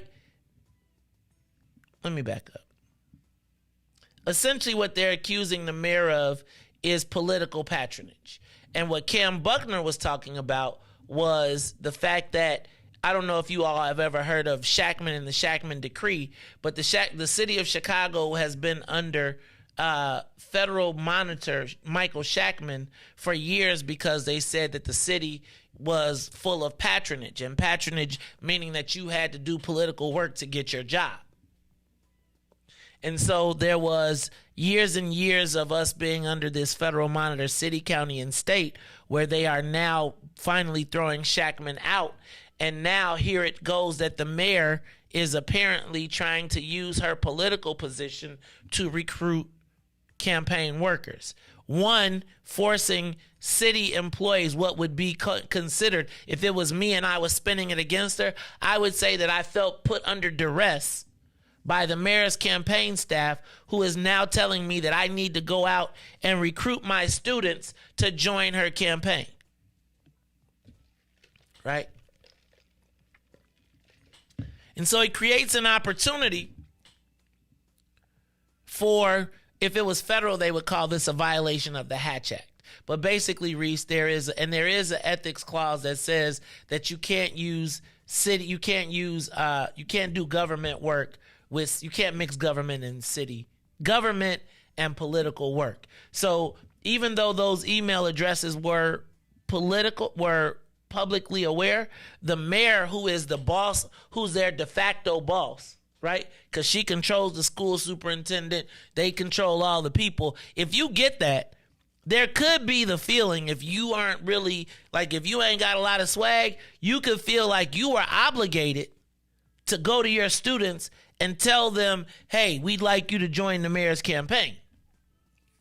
And that is where people are taking and making hay. Now, and that is why it was an unforced fumble. Now, let me tell you that this was, in my estimation,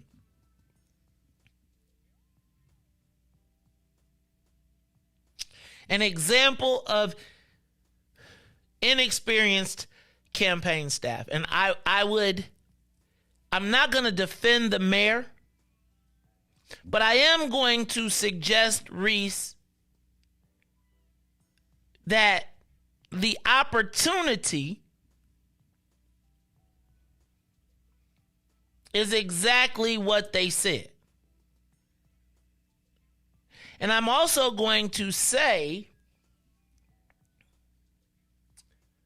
that this practice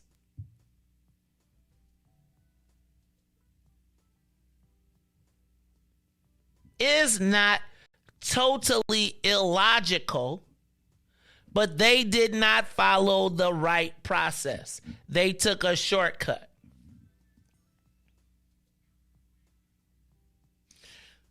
Now, I am going to say that the mayor and her team did this wrong, because what they essentially did was use their access to get these publicly available email addresses, and they did not concern themselves with the appearance of impropriety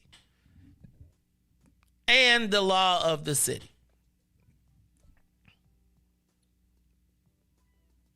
So she clearly, and her team clearly, made a political fumble. Now, let me go back, and here's where, in the future, I won't do this, but Chris Devine and everybody else, this is the free game.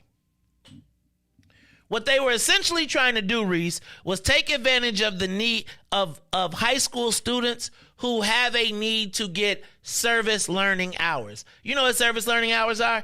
All of the kids, if you got kids in high school, whether it's Catholic or public, that to graduate, they all have to do some level of community service. And right around this time in the year, parents start panicking because they got to get their kids 20 or so hours. Now, if you take those to service learning hours, somebody who has obviously worked on a campaign has probably implemented this before. However, they or have heard of this being implemented before, because a lot of campaigns do this, right? Where they go out and they suggest, however, they have personal relationships with the teacher or the student or the government affairs, or they send a campaign staff worker out to find out who is the person in charge of this, right? Maybe it's the counselor, maybe it's the career guidance center, etc. But what you do is you go and you get not the state email, city email address, you get their personal email address. And you email them the opportunity and you say, hey, if you have kids that are interested in politics and they'd like to get involved in the campaign, here is an opportunity. Riis, if you are a senior, so back up. Hold on. So is that what it said? Like it said, hey, like, what did the email say? I read it to you.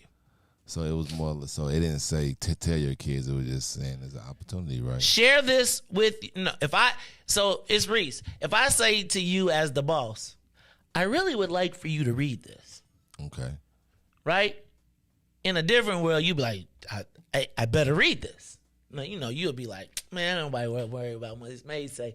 But if you were in a space where you were concerned or fearful about your job or keeping it, and your boss says, hey, I want you to pass this out at work. You like, this ain't part of my job responsibility. Okay. Yeah, like I said, I get it. It's just, I get it. Just the opportunity is so large. I guess I'm trying to see past that. So, but you got to see past the fact that you sent this here's where you don't, first of all, you don't send it to their government address. But the second thing is, why would you, if you know that CTU is your biggest opposition, why would you send it to their teachers? At the minimum, you go to the principals. Right? The teachers are against you. Any email you send to a CTU member is going to be used against you. But that hurt the students. Riis, nobody cares about the students right now. Right? Nobody cares about the students. You're in the middle of a campaign. And Riis, I hear you. So let me go back, because this is what I'm going to say. The mayor did this sloppily. Riis, you cannot have contact. You cannot make political decisions cannot use your government to make political decisions, right? So again, if you are trying to, and in the game, you understand this. You know that you cannot be caught sending political emails to your work. We just saw Derek Curtis got fined $1,000 for sending out an invite on his city account to invite people to the mayor's campaign. So we know it's unethical. She should have just seen that, or the campaign staff. Now, I'm going to tell you that this, to me, is improper execution. What they did was not wrong. The opportunity that you talk about, Riis, is there. It is a great opportunity for a kid that is, because Riis, there are kids in the world like me. At 7 years old and 6 years old, when we lived at 514 East 62nd Street, I had an Ethel Skylie's Alexander campaign sign in my room, and she was like my godmother. And Riis, I would sit up and make up commercials off of that campaign sign. And then when I was in high school, in my first couple years, I used to wear a shirt and tie to school every day and carry a briefcase because of Alex P. Keaton and wanting to be political and be involved in the game. And this opportunity, I would say this opportunity was a good opportunity for the children, because in every school, Riis, there's the kid that you know is going to be political. And in every campaign, in every ward office, in every time I've ever worked on a campaign, there's always some enthusiastic young high school kid who wants to be involved and wants to do and is one of your best volunteers. Whether it was me, whether it was Chris Anderson, whether it was Marcellus, whether it was the little white boy that used to be in the 6th ward, whether it was Anthony Jackson, whether it was any of us, there were always some young kid who took a specific liking to politics. And this opportunity was for them. However, because the mayor, whether she had an inexperienced campaign staff, limited relationships in the community or with the teachers, Riis, this is essentially, for those of you that know, this essentially would be no different than the Mikva challenge, right? except for instead of doing it, you do it for, and every campaign realistically should send a letter to CTU, not to CTU, but to the College Career Center and say, because just like we got opinions, the kids have opinions.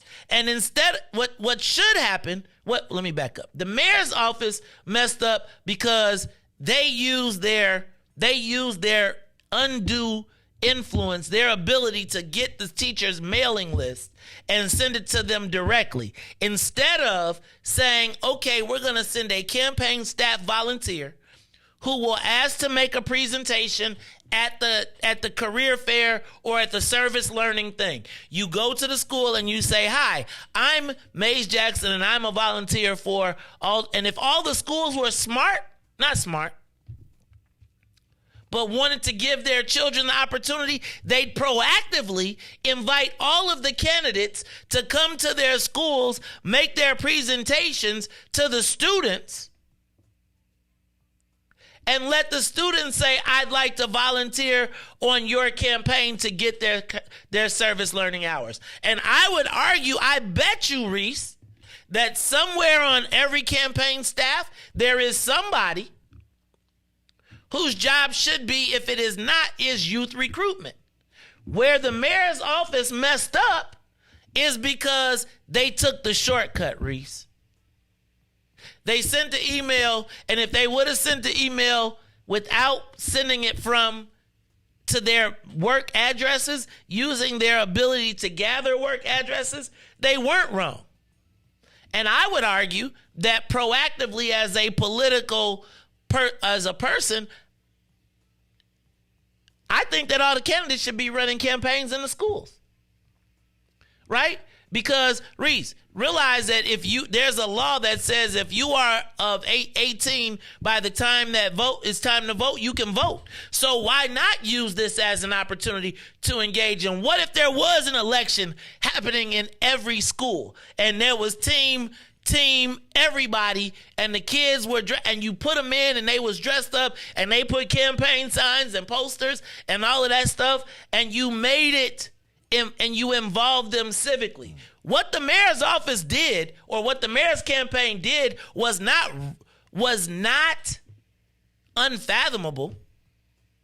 Riis, there was a time when I had a campaign, and Milan, when I was on Pat Quinn's campaign, and Milan was the president of Kids for Quinn, right, Riis? All of the young Democrat chapters in all of the schools should be able to take advantage of that. And instead of them whooping everybody, what somebody should have done was said, let's get these children civically engaged. And why don't we all come to all of the schools and make a presentation and ask them to volunteer on our campaigns the same way we do, and let the kids make their decisions and run elections in the schools and get them civically engaged. To all of the media and to all of the campaigns, y'all caught her. This is a great opportunity, and you got the ding, right? Because they messed it up, right? And I'm telling you, to the mayor's team, y'all weren't wrong for giving the kids the opportunity to volunteer. Where you were wrong is you used your muscle in the mayor's office to take a shortcut instead of using it as an opportunity to go out and outreach to all of these schools. You took the shortcut. Now, the other part that you took a shortcut on is you weren't sure that the people that you sent these emails to were your actual allies. You went into the game not recognizing, Riis said it earlier. I think, aren't they concerned about the opportunities for the kids? Hey, Joe, we more concerned about the opportunity to win, because then we can control the outcome for the kids. So I'm going to turn it into hay as soon as I can. If you step in it, right, regardless of your intentions, no matter how good it is, Riis, it was unethical. May have been unethical, but I think what it sounds like is it's so unethical. So no one. So you said that we had how many people in the mayoral race? You said it is total. 9, 8, 9. Yep. 8, 9. So how many people reached out? You said we don't know. Okay. So can I tell you how? Because here's what I would say: no paper, no evidence. Where they messed up, because I'm gonna tell you.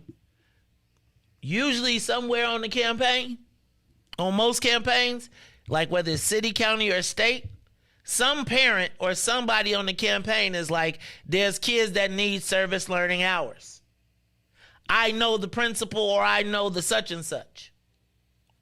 The mayor's office sent an email to the opposition. Riis, you gave your plan to the opposition. I gave it to the opposition because they endorsed someone else, correct? Huh? You feel like they? I feel like Riis. I've someone never else, correct? The opposite. You never send the okay. CTU. Mm-hmm. If I send an email that gives me a particular strategy that maybe I didn't think of, right? This is also the same mayor that tried to have teachers fired for CTU teachers taking their kids to rallies. Remember? So now you tried to get us fired for taking kids to rallies. And now you sending us, not the principal who you control, you sending us, the ops, the email saying, we want you, who we just tried to sue and get our colleagues fired for taking kids to political rallies. Now you want to send me the email? Oh, no, I'm about to send this to the news. Send this to the news, and now if I was a child and I see that it was my teacher that sent it to the news before they even addressed it to us, I could see if they addressed it to us. But you don't know what opportunity, man. You don't know what life changing. There's somebody in there that can. So sometimes I agree, it's unethical. She made a power move. You know, the man. I get all of that, but it's like now I'm gonna hold this leverage over the children, because even though it was unethical, it presents a great opportunity for children. So it was unethical. So what you're gonna teach is you're gonna start to teach children from the beginning, right? How to do unethical politics. No.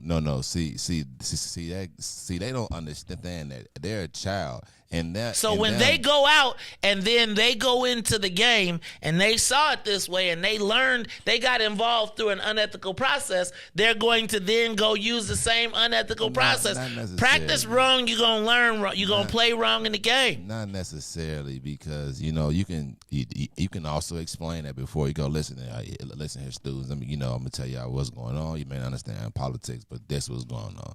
The mayor should not have done this, but as a person that understands the opportunity and want the best for you, even though she did this and that, I cannot see myself and call myself a teacher wanting the best for you, knowing this opportunity is out there. But I want the best for you, I think that the best for you is not her helping the mayor get reelected to take you down. I think the best for you is to elect Brandon Johnson as the teacher's mentality, who will then say, okay, we're going to fix all of the schools and we're going to do the whole thing. You can't sing your plan to the ops. Johnson, but has he done that? Yeah, but remember, they tried to sue them for taking kids to the rallies. Now, so I'm saying, I bet you $1 million, Riis, that they're recruiting inside of the schools, but they ain't sending a letter to CPS saying, hey, we doing it. They say, hey, teacher, you got any kids that's politically active? Come on. It's just too big, and for us to be like, I believe that we taking it, or the teachers or people taking it personal, when it could really change. It could really change. Like somebody's life. It can be life changing. So I just believe, like, that's how I look at it. I get it. It's unethical. Like I even said it, she the mayor. Like I get why she did it. She got all his resources. Of course, I get it. I really do understand it. But I just really feel as if, like, it's an opportunity. You teach the kids where they went wrong at, political, or have a political class and show it. But you also let them know. And then you also reach out, like if CTU said, Brandon Johnson, he should reach out, and what I'm saying, and then he should explain it. Well, I'm not gonna knock it, but and then extend his campaign to students as well, because if he hasn't and the mayor has, it's looking like she's thinking about the children. I bet you, and I'm gonna just say this: if I was CTU, I would have been way smarter, because I would have had. This is how you do it. You're supposed to tell the teachers at the meeting, and then the teachers just go execute at the meeting. They don't send the email. Right, Riis? It's like the mayor act like she don't know that people can FOIA her emails. These people, she done got caught up how many times this whole year because she put everything in writing. What is known need not be said sometimes. Look, y'all, it's the Mays Jackson Show. We're going to take a quick break, and when we come back, I want to add to that because I don't know if y'all saw the story in the Sun-Times today about the end of the successful petition challenges. So I want to talk about that because I really think that all of this is reaching a point where the politics that I knew and grew with are officially leaving, and we really got to start thinking about a new way and a new paradigm. So we're going to talk about, when we come back, we're going to talk about the end of the successful petition challenges and the Godfather era of politics in Chicago and Illinois politics ending. We'll be back after these messages. The Mays Jackson Show will be back after this break. Hey, Chicagoland, all roads lead to Solo Beauty Supply, the largest Black-owned beauty supply in Chicago.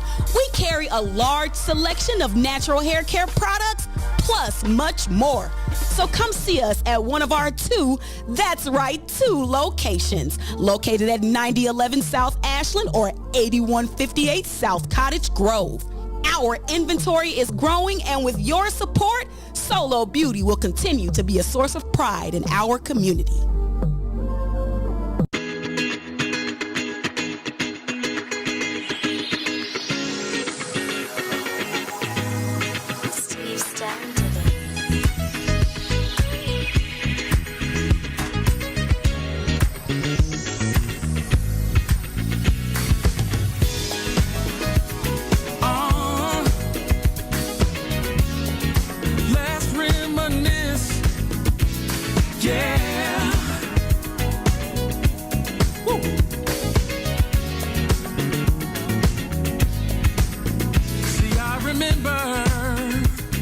The first day we met, a Thursday night at the club I'll never forget. Do you remember the words that I said?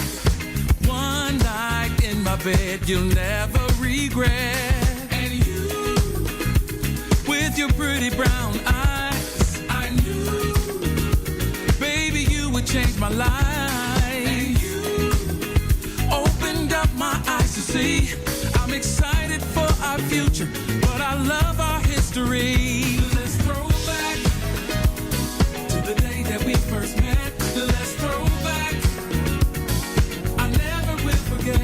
Let's throw back to when we fell in love. Let's throw back, babe, I wanna throw back, babe. Is it just me? Don't you miss those nights sexing on the beach? Playing Isley Brothers in between the sheets. And now we're taking flights from London to Belize. And we're popping bottles, endless shopping sprees. Woo, still sexy as can be. I knew you're still the only one for me. Yeah, I'm feeling lucky as can be. I'm excited for our future, but I love our history.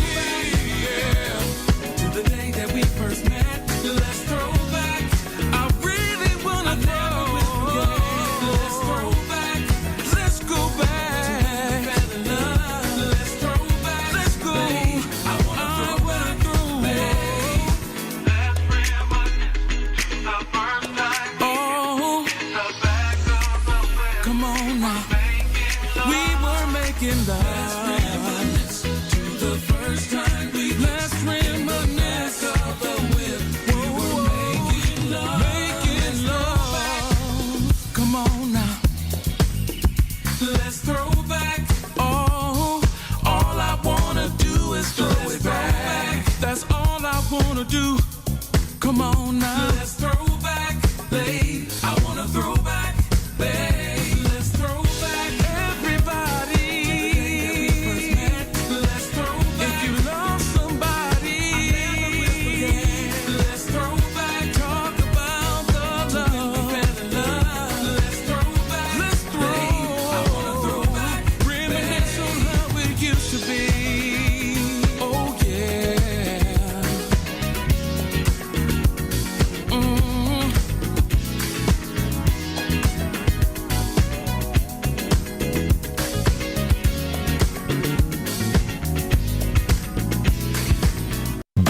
The Mays Jackson Show.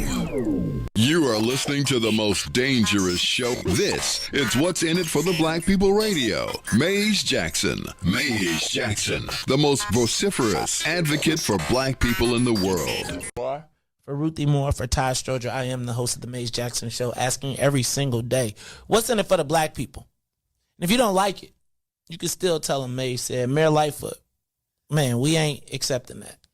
We ain't accepting that. Let's go. Yeah.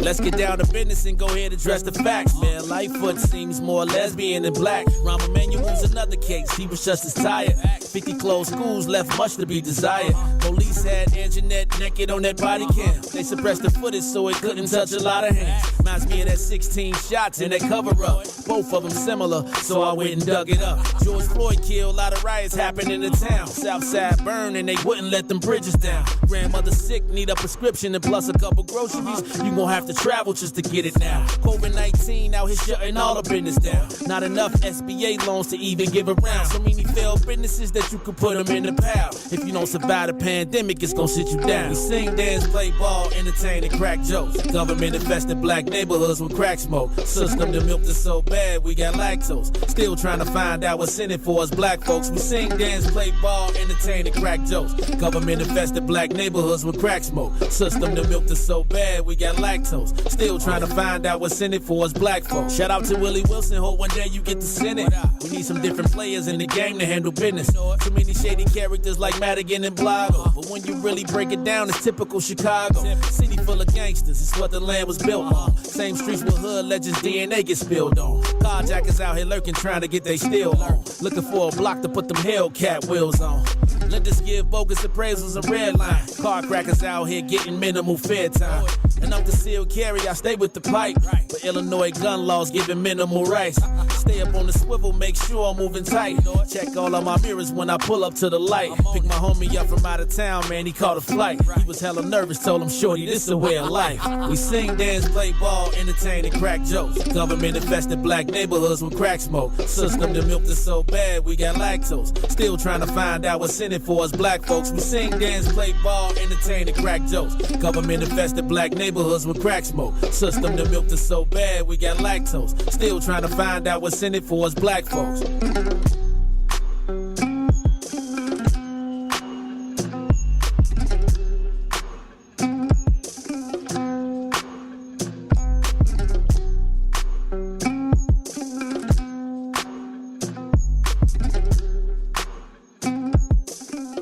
Wake up, Chicago!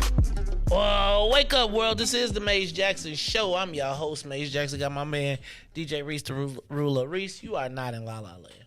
James, he not in La La Land. Riis is of the... No, the mayor was so unethical, guys. I agree. Let's all just go. Guys, no, she shouldn't be doing that. No, she shouldn't. She blew it. She did it wrong. Right? And this is, and I think, Riis, this is where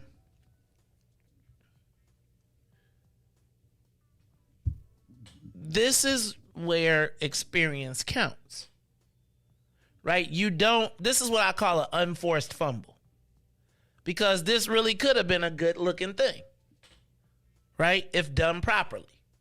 But it's the delivery of it which allows for people to expose. So something meant for good is now turned into campaign fodder that every news station, everybody who don't care nothing about the kids or the politics of it, right? I mean, just care about the politics. Bro, you broke a rule. Like, you broke one of the cardinal rules of politics, which is you don't mix government and politics, because this whole system has been...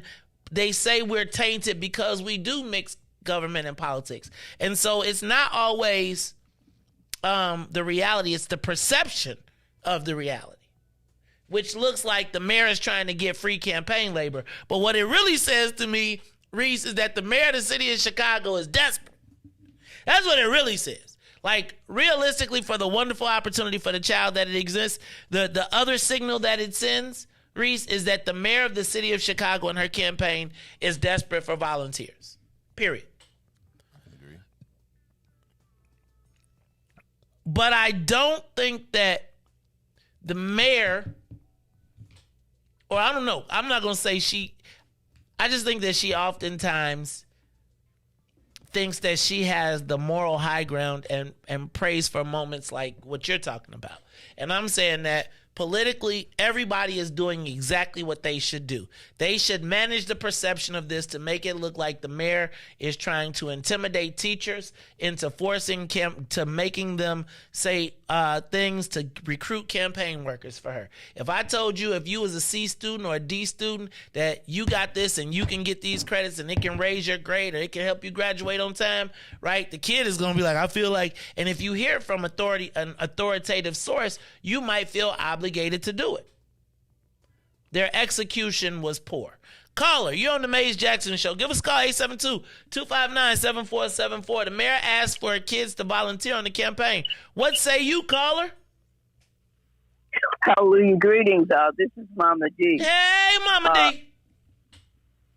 Okay, earlier you talked about what age was old, what was too old to hold office. I think that I still should include what age is too young or immature to hold a position. Because a mature person, I don't think that they would have sent emails offering school credit for political gain. It was an abuse of power. It's wrong at all the levels. It disrespected the parents, and it disrespected the teachers in the classroom. You're just going to walk in and say, I'm going to offer some political credit. By what authority do you do that? You don't have the authority to do it. It was just immaturity, lack of good judgment, and she stepped in it. That's all. But I wanted to comment on the petition. One of the candidates who have filed his petition has dropped out of the office. He's not going to run for alderman again.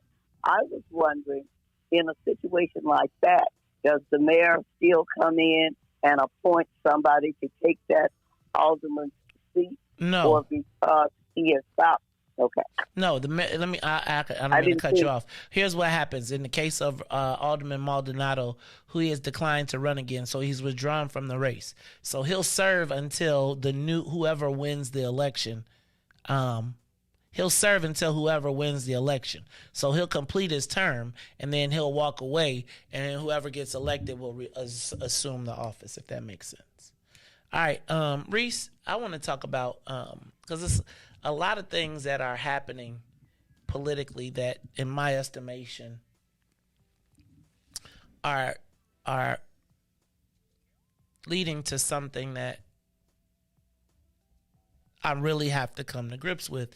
And so I want to talk about it. Riis, today in the Chicago Sun-Times, they did a story talking about the end of the petition challenge or the lack of petition challenges, and the fact that people are erring to go on or getting on the ballot. And I was thinking, Riis, about when I first got into politics, and the game that I learned, or the thing that I learned, was that the best race is no race. And in that, Riis,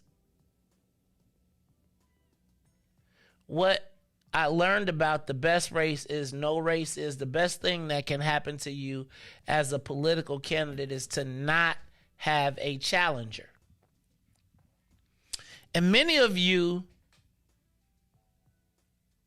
have heard me talk about the reason that we have the elected officials that we have is because the game forever was to make sure that the state reps and the state senators and the current elected officials did not have challengers. Because, Riis, if you didn't have a challenger, then you never had to answer a question about how you voted and what you had to do.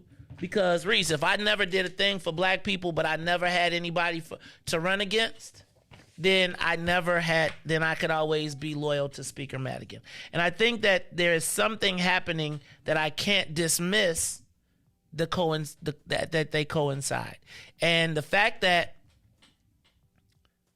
almost all of the candidates that have been challenged are getting on the ballot really tells me, it really demonstrates that they're how in-depth the Madigan organization was intrinsically involved in the political process and the opportunity that it now presents. Riis, you ever... Okay, I'm going to use my Rocky analogy again.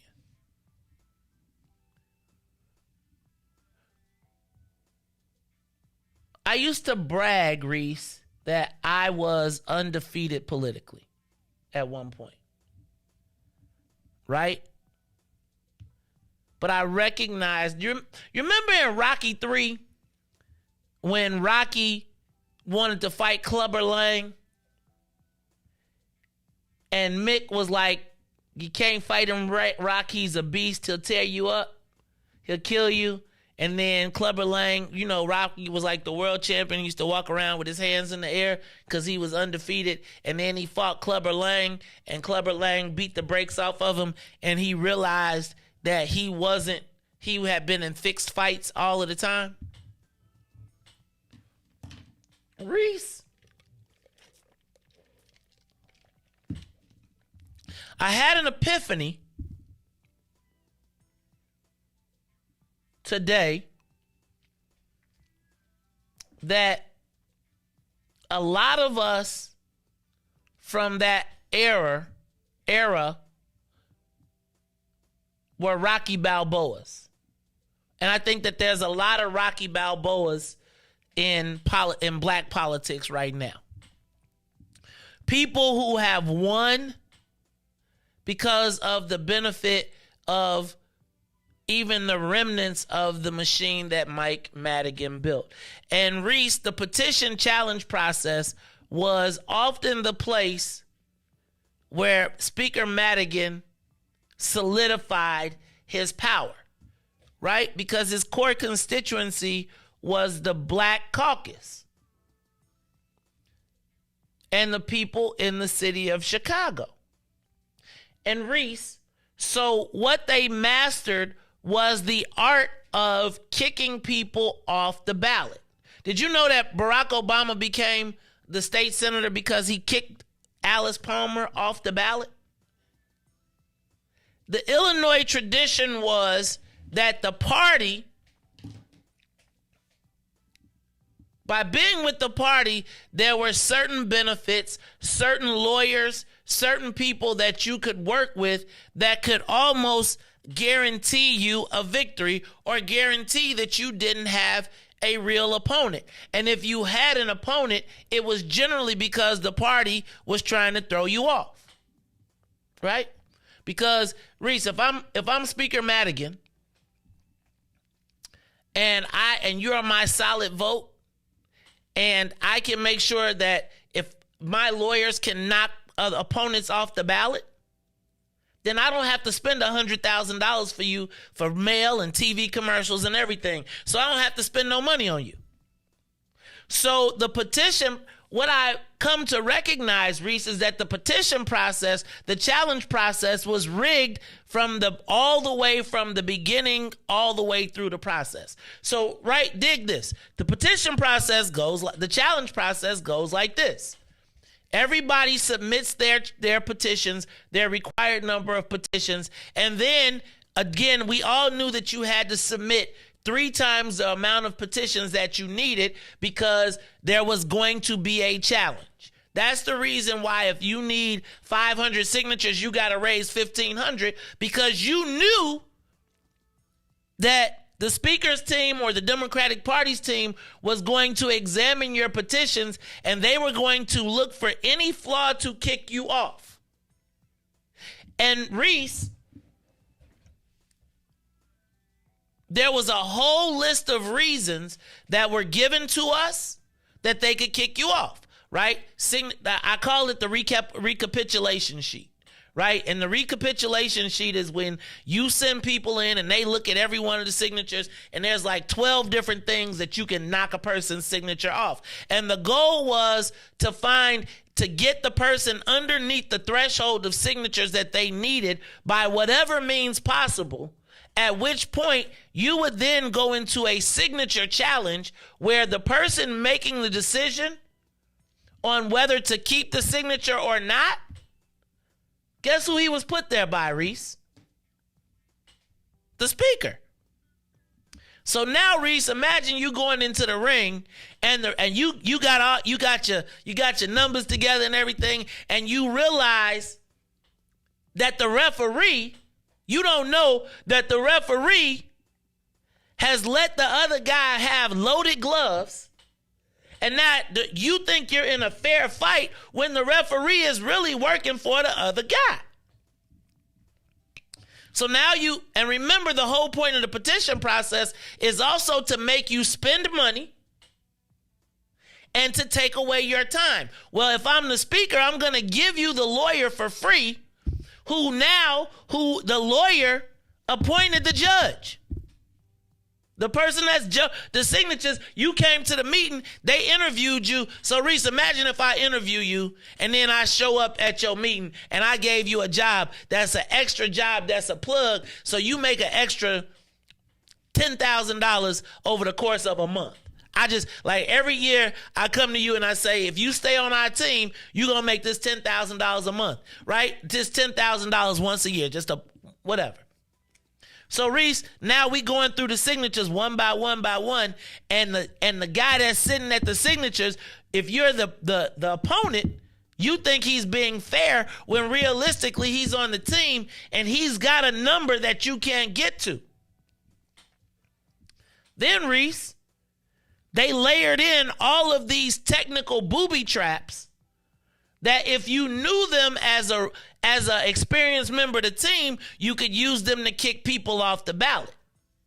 Well, now, Riis, now that the Speaker's not filling all of those spots, it's regular independent people. So now the people, when they looking at it, they like, come on, man. Like, I used to be able to go in and say, that's not the right signature because they didn't loop the Q the right way. And they got handwriting experts and all types of people. So it looks super official, but all of the people that are doing all the judgment are getting paid by the Speaker's team. So, Riis, if I'm paying your salary and nobody knows the difference, I'm going to always, because you don't get no more money for keeping people on the ballot, because if you keep people on the ballot, you're not getting a cushy job. Now, all of a sudden, Riis, they are saying that it is a record low number of challenges. Now, a lot of the reason that it's a record low number of challenges is because there's so many aldermen that are walking away. But the other part is that the infrastructure that the Speaker of the House had set up that we don't often realize, all the way from the temporary jobs. The reason that, Riis, they used to control the election judges and the wards used to control the election judges is because, not the wards that I worked in, but is because the election judge gets to look at the list of people every day at the end of the night to see who showed up. And guess what, Riis? If I need more votes, guess what I could do? Look at the list and go in and vote. And if I'm the election judge who gets the extra $200 for showing up a day, I don't care. And what I am saying is, when you look at this story in the paper, you cannot look at the story about the lack of election challenges being successful without recognizing that the infrastructure that the Speaker put in place and the party put in place that was to secure to make sure that their candidates got on the ballot and opposing candidates did not get on the ballot is no longer intact. Understanding that that's no longer intact, Riis, we're about to come into a new era of politics, right? There used to be a time where you could hire 5, 7, 10 of the speaker's people, and they could almost guarantee that you were not going to get on the ballot. Now, I'm going to tell you, I'm going to leave my Ken Duncan era. When I leave this show, I'm going to let the Ken Duncan era go, right? It's not going to be a reference point. It'll be a knowledge point, but not a reference point. But Riis, it got me to thinking about the Ken Duncan race. And the person that he ran against when the speaker decided that it was time for him to go. And I'll keep the names of the people out of it because I'm not trying to start any additional beef. But when Ken Duncan crossed the speaker, they decided that he had to go. So they hurried up and recruited a candidate. They sloppily got the signatures, submitted them, and then submitted them. We had a private investigator verify all of the signatures and the incomplete and the falsehoods. I still have video from the hearings of video testimonies of all of the people who said that, who signed affidavits and said that the signatures that the candidate submitted were false. And and Riis, so then once you get, then they make you go through this trial.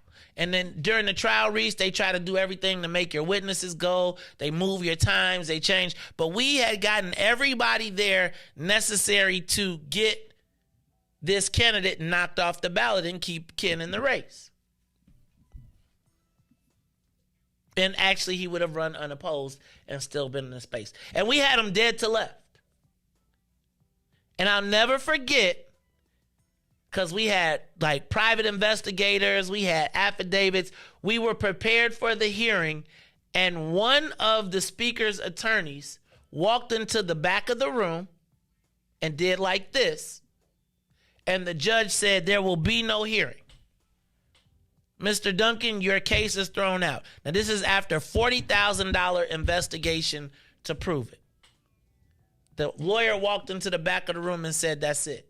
And literally, we were all like, huh? And you know how you play stuff back in your mind and you be like, whoa. But that moment right then demonstrated how they controlled the election process. And now that there is no speaker and that infrastructure is gone, Riis, now we are entering into a new era of government. And I want to talk about it because for the last 25 years since I got into this game, we operated with the understanding that while there was a degraded machine, there was still some level of a machine. Riis, I would tell you that Illinois politics for the last 40 years has been based on the Godfather movie. And I'm going to tell you why. But I do not think that we can look at the lack of successful petition challenges without acknowledging the fact that the speaker and his team left no detail to chance. And that, you know, when you used to run those successful challenges for successful candidates, the candidates were already picked. And they knew that if they had the right attorneys and the right people. And so, like Riis, you know, I think it's a lot of us that run around and they talked about we were undefeated and we never lost a race until we didn't have the fix that was in. And I'm starting to recognize that a lot of the races that I had the the advantage of having the fix that was it. And when you're used to things working your way because you got the team behind you, you don't recognize that when they pull that carpet from you, that the system and it was rigged. So we're going to talk about it a little bit more, and then I want to talk about what will be the movie that defines us, because I think this era was The Godfather. What y'all say the movie was going to be that defines y'all now? I don't know, Pollyanna. Anyway, we'll talk about it all when we come back. It's the Mays Jackson Show. Plus, there's a new poll out that suggests that it's Paul Vallis and Chewy Garcia with Mayor Lightfoot in a distant third. We'll talk about it more when we come back. The Mays Jackson Show will be back after this break. Do you want to send your child to the best fit private school but don't have the financial resources? Apply for the Illinois Tax Credit Scholarship Program. It has provided over 37,000 scholarships worth $300 million. The application opens online Wednesday, January 18th at 6:30 p.m. and submissions begin at 7 p.m. Scholarships are first come, first served for families who qualify, so apply as soon as possible. For more information, call 1-800-616-7606 or visit www.empowerillinois.org. Empowering families, empowering communities, empower Illinois.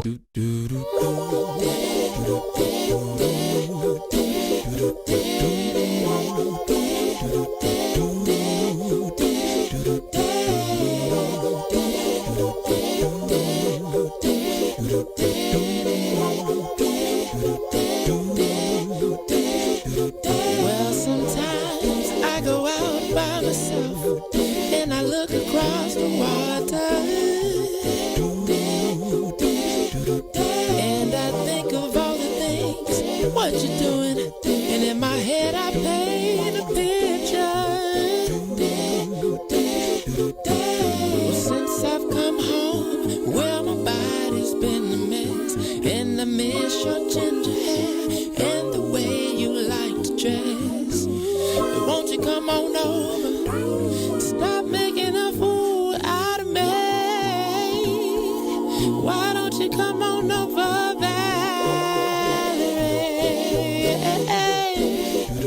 Valerie.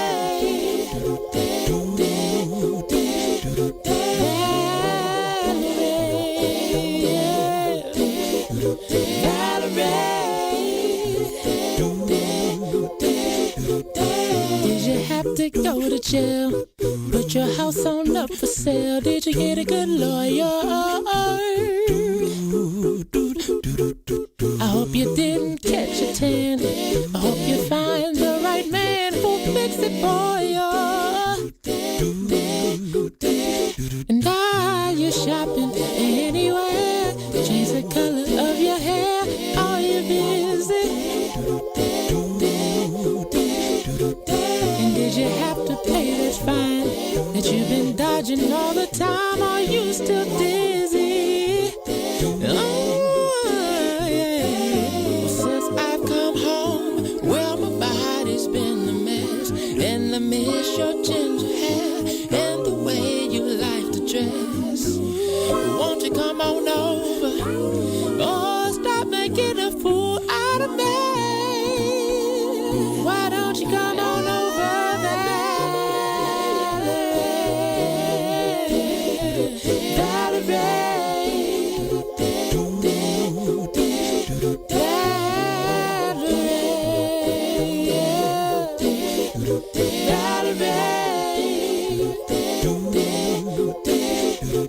Well, sometimes I go out by myself and I look across the water,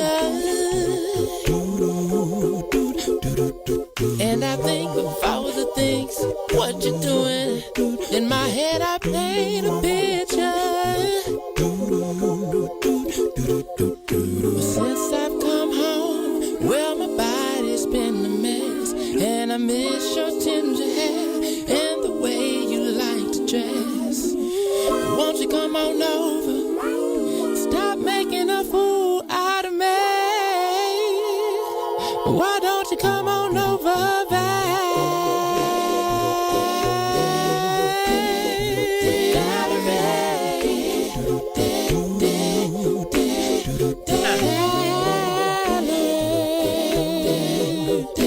Why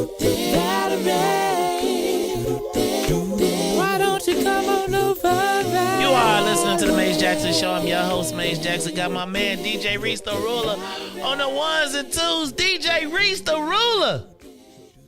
Okay, I got to send a big shout out to Tavares Briggs, who is going to be hosting his fundraiser today at the Obsidian Members Only a Social Club. Y'all come through and show him some support. You know what, Riis?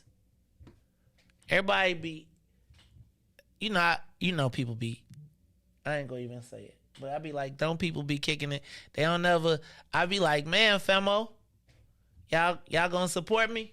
Support the, I gotta support the people that support the family.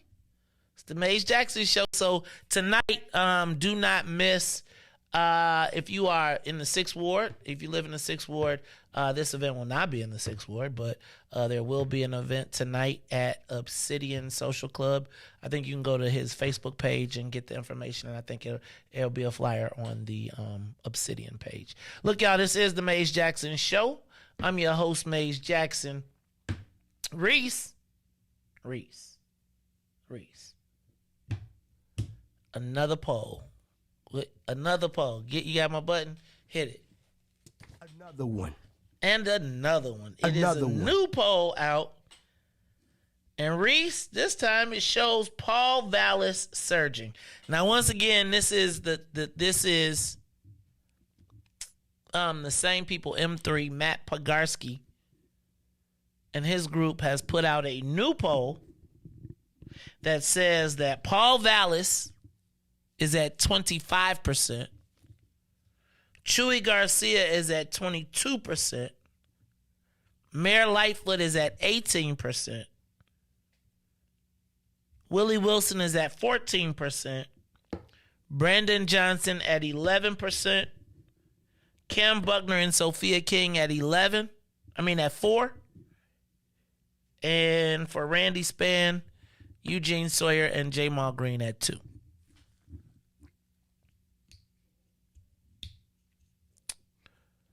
Riis, I can see that. Now I got to give Willie Wilson a little bit. I'm a bump Willie Wilson up just a little bit. But it does seem to me, I think we saw the mayor get some growth, but we also see some distance being put between her, because even as she's growing, she got just a couple points, but Paul Vallis seems to be surging.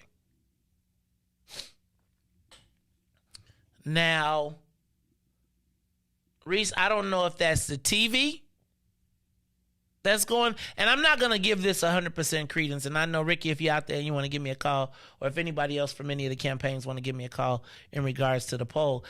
Basically, M3 now has released their back end, and so you can go to their poll, and they will let you put in the numbers the way you see them. But they based their poll based on the redistribution of the numbers from the last election. And Riis, I don't know if it's me, but I'm not sure that white folks are going to accept the new Chewy. What's new about him? Well, now he's trying to be the moderate candidate, right? Remember, he was like the left socialist. He was the king of the socialists early on. Then, like with the Brandon Johnson thing, I think Brandon then moved to the spot of the socialists.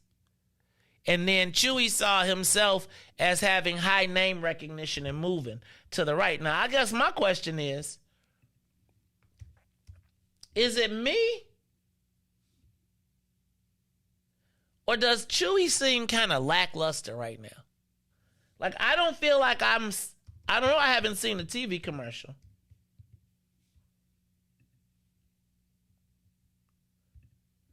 But if you were to call the race today, if you was just everything that you seen, who would you say? So I have no doubt Willie Wilson's going to be the leading black candidate. I have no doubt. But I don't know that if that's going to be enough. Riis, right now, if you was a betting man and you was betting right now, who would you say is in the lead? Paul Vallis. Really?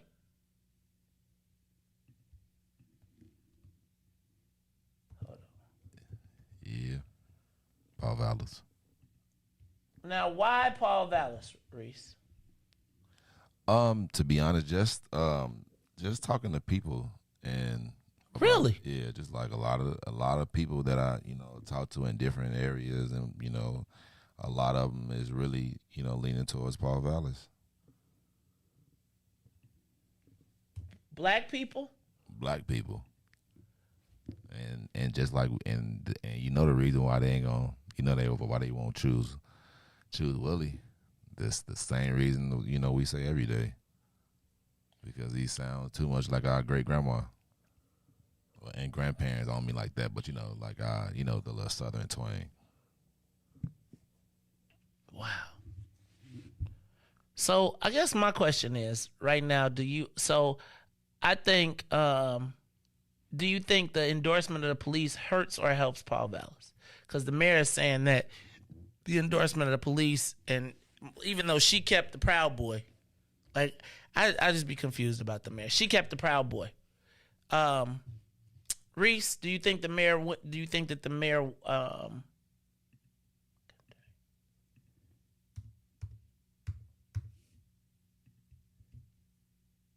I'm trying to just find out. I mean, I think any endorsement helps. Okay, let me see. So I think we always talk about crime, and so that person has the police backing them. So yeah, I think it helps them before it hurts them. We the only people, black people that don't really believe in the cops. We look at the cops as bad and whatnot, but everybody else, the voters, crime is always number one. So why wouldn't you have the person that is backed by the police? Okay. Riis, I'm about to go in and look at Chewy Garcia. So, man, he's picking up some money.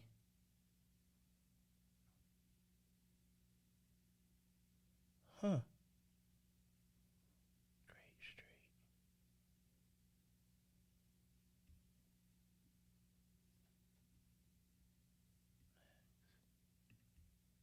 All right, so Riis, I was going to So I'm looking at who is the purple pack? We gotta look that up. So that's red and blue. Ooh.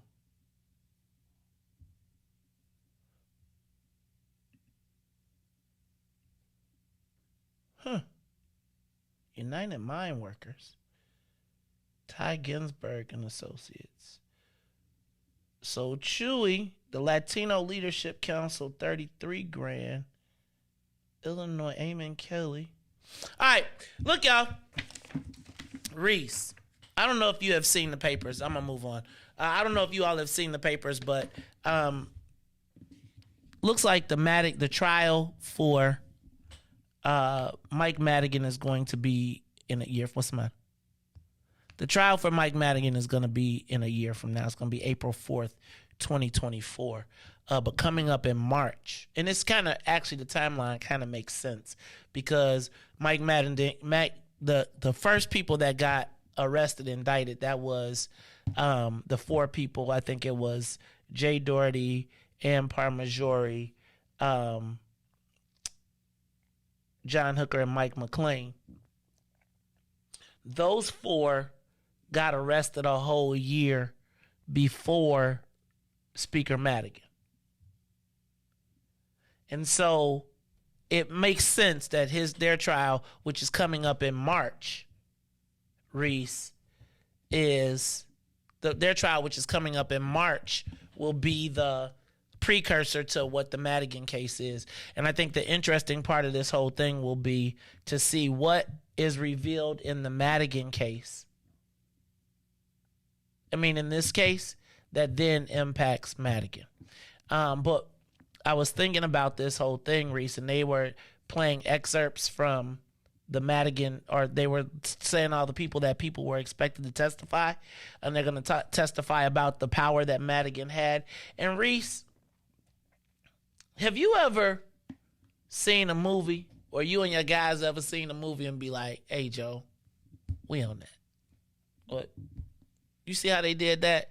And have you ever taken elements of movies, incorporated them into your, or have, like I always say, like when I used to be involved in different things, part of it was built around certain movies or certain images that I had in my head, or certain music or certain music videos. Are there any movies or anything that have shaped or been like instrumental in kind of your life and how you operate? Yeah, about 10 years ago, 12 years. What movie? The wrong movie. Yeah. Tell me. No, I'm saying New Jack City had a tremendous effect on me. Okay, Belly. I think Belly had an effect on a lot of people. It shaped a lot of ways that people operated. Can we agree that there are movies, there are movies where you quote the movie for the answer, just like I always use The Godfather when I'm like, give it to the coloreds. I would argue with you, Riis, that The Godfather movie was one of those movies for anybody in the 70s. And I would tell you that every time I read these Mike Madigan, Mike McLean stories about how they dealt with people and the tactics that they used, Riis, they all seem to come from The Godfather minus the murders. And I'm not saying that there ain't none, because now that I think about it, right, when you playing for hundreds of millions of billions, I'm not saying that you ain't got no Luca Brazzis on your team. But Riis, I would tell you that my understanding of Chicago politics, even as I talk about it, is the Three Kings, and it was based on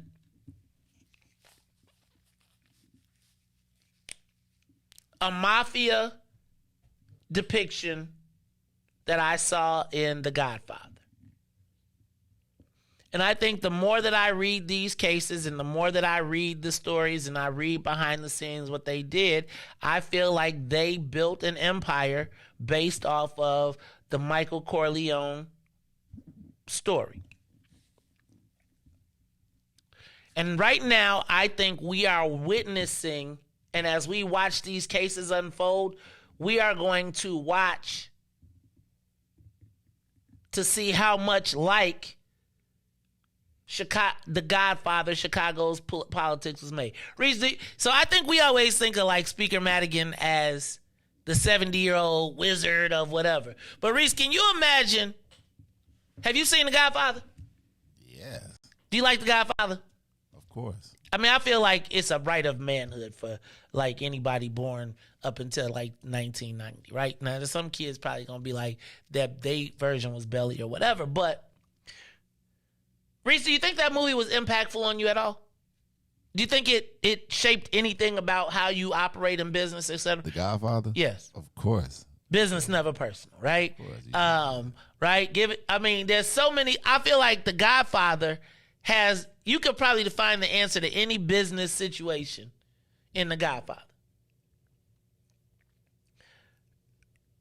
Riis, I believe that the Madigan squad built their political empire on the premise of The Godfather. Even when you read that Mike McLean said, I stand on the bridge with my trusty musket as the defense for the Madigan family. Riis, I think they saw themselves as a mob, as a mob family, but political. Do you think, and imagine being 20 years old, 25 years old, going to see The Godfather and having power and leaving the movie theater with you and your boys.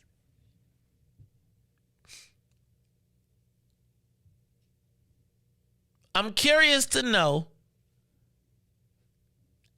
Well, not I'm curious, because now that I watched this thing unfold, I think that there was, I always talk about this, but not from an Italian standpoint, but from an Irish standpoint. There were three families: the Dailies, the Madigans, and the Burkes. And then everybody was underneath that they were like, instead of the five families, they was the three families.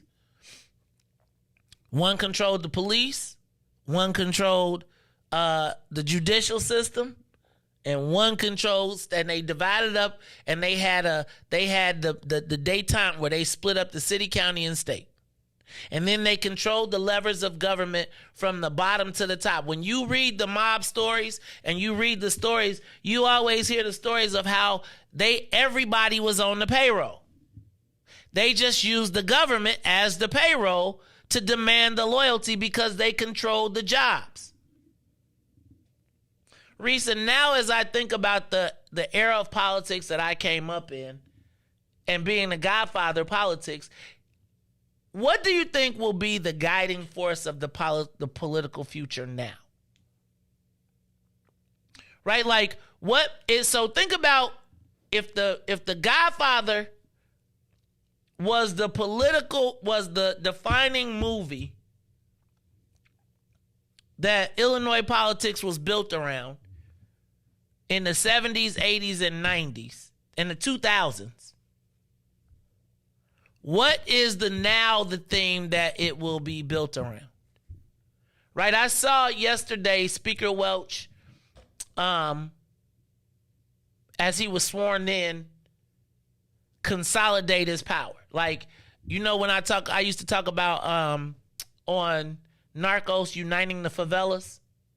Like, yesterday we finally saw Speaker Madigan step to the mic. Now, I wouldn't consider him the boss now. I would say the new boss is JB. I would consider him the underboss, and then I would say that Don Harmon is trying to start his own family. I don't think that we have in Chicago right now a boss. I think the mayor is flailing. I think that there is now going to emerge a new black leadership class style family. Who will emerge in Chicago? But Riis, what will emerge like? Because now it's a kinder, softer, gentler. We don't want to control the families all the way up the pipeline so that we can control who gets on the ballot. Right? Like, they recognize that their power was in controlling the whole system. Now, if you say that, right, even what the mayor did 20 years ago, 25 years ago, first of all, it would still smell desperate for a mayor to be begging high school students to work on a campaign. That would have been whack. But the fact of the matter that they had the levers of power, and now that power seems to be a bad thing, or the outright wielding of power, because they said the reason that they stopped the petition challenges, a lot of it is because people are tired of the gamesmanship. Right? It's like how I was all the way out the box on the how I could not fathom that Alexi would be playing Jay-Z walking into, right? Talking about I move weight by the Ozy, right? There was a time when you walked into the Capitol. You couldn't walk into the Capitol with gym shoes. Like, not if you were part of the establishment. Like, if you was part of the, like, and again, you couldn't walk into the Capitol. There were certain things that you just couldn't do. And I guess now I want to know what's going to define this generation of politics and what will be kind of the leadership style that we'll have in our family. Is this the time to form the black family, right? The black citywide political mob where everybody is in, or at least we create a space where, because again, the only people right now that's moving around in the city are the unions, and they threatening our people. Right? They putting the guns to everybody's head because everybody else ain't got no granddaddy. They ain't got no family. They're not part of a mob. So now what you find is that as spots open up, and this is what I'm telling you, as the spots open up, it's not the renegades, but at one point, there was order. Now, Riis, now that there is no chief of the city, now that there are no families, it's like everybody is fighting for control of the game. So imagine the boss, Madigan was the boss, right? Let's say we got rid of Daley. Daley left one. He was the ultimate boss. Then Daley moved on, and then Madigan became the boss. So say Daley was like Gotti, but he retired. Then a new boss ascends, and he becomes more powerful than everybody could imagine, but he takes the power to the point where he gets on the Fed's radar, and the feds say, we got to bust it up. And now the mob is now shattered. So much shattered that you can't control everything from the bottom up. You can't make the call. Because, Riis, it used to be a time that one person controlled who got the jobs for the Board of Elections. And if you were a lawyer and you ain't doing well, if you could get that job, Riis, you could make a nice little piece of money being on the team. But all of us never knew you was on the team. What does our new power dynamic, what does the black, for lack of a better word, mob organization, political squad look like now? Right? There ain't nobody you can join that can put you on. Right? Like it used to be a time, Riis, where we was all trying to prove our worth to somebody because that worth somebody you was on could put you on and turn you on. Right? It's like, man, you gave me a G, I gave you a G for free because I work for free, right? Because I want to prove my worth so that I could climb in the family. But now, Riis, what families are there for you to join and climb? Where do you now go if there is no infrastructure for you to go to? Who builds the new black mob? Political. Because right now, it's like we ain't got no chief. And so now because it ain't no chief and it ain't nobody providing protection, they trying to pick us apart. So you got one labor union saying, we going to take these Negroes over here. You got another union saying, we going to take them over here. We got black politicians who don't have a mob to join and they ain't got no protection. So now they running around, Riis, riding around, sticking people up, talking about get down and lay down. So even when we want a new leader to rise, it's like we don't necessarily have no defense. So it's like you can get the crown, but if you get the crown, them people coming to shoot you.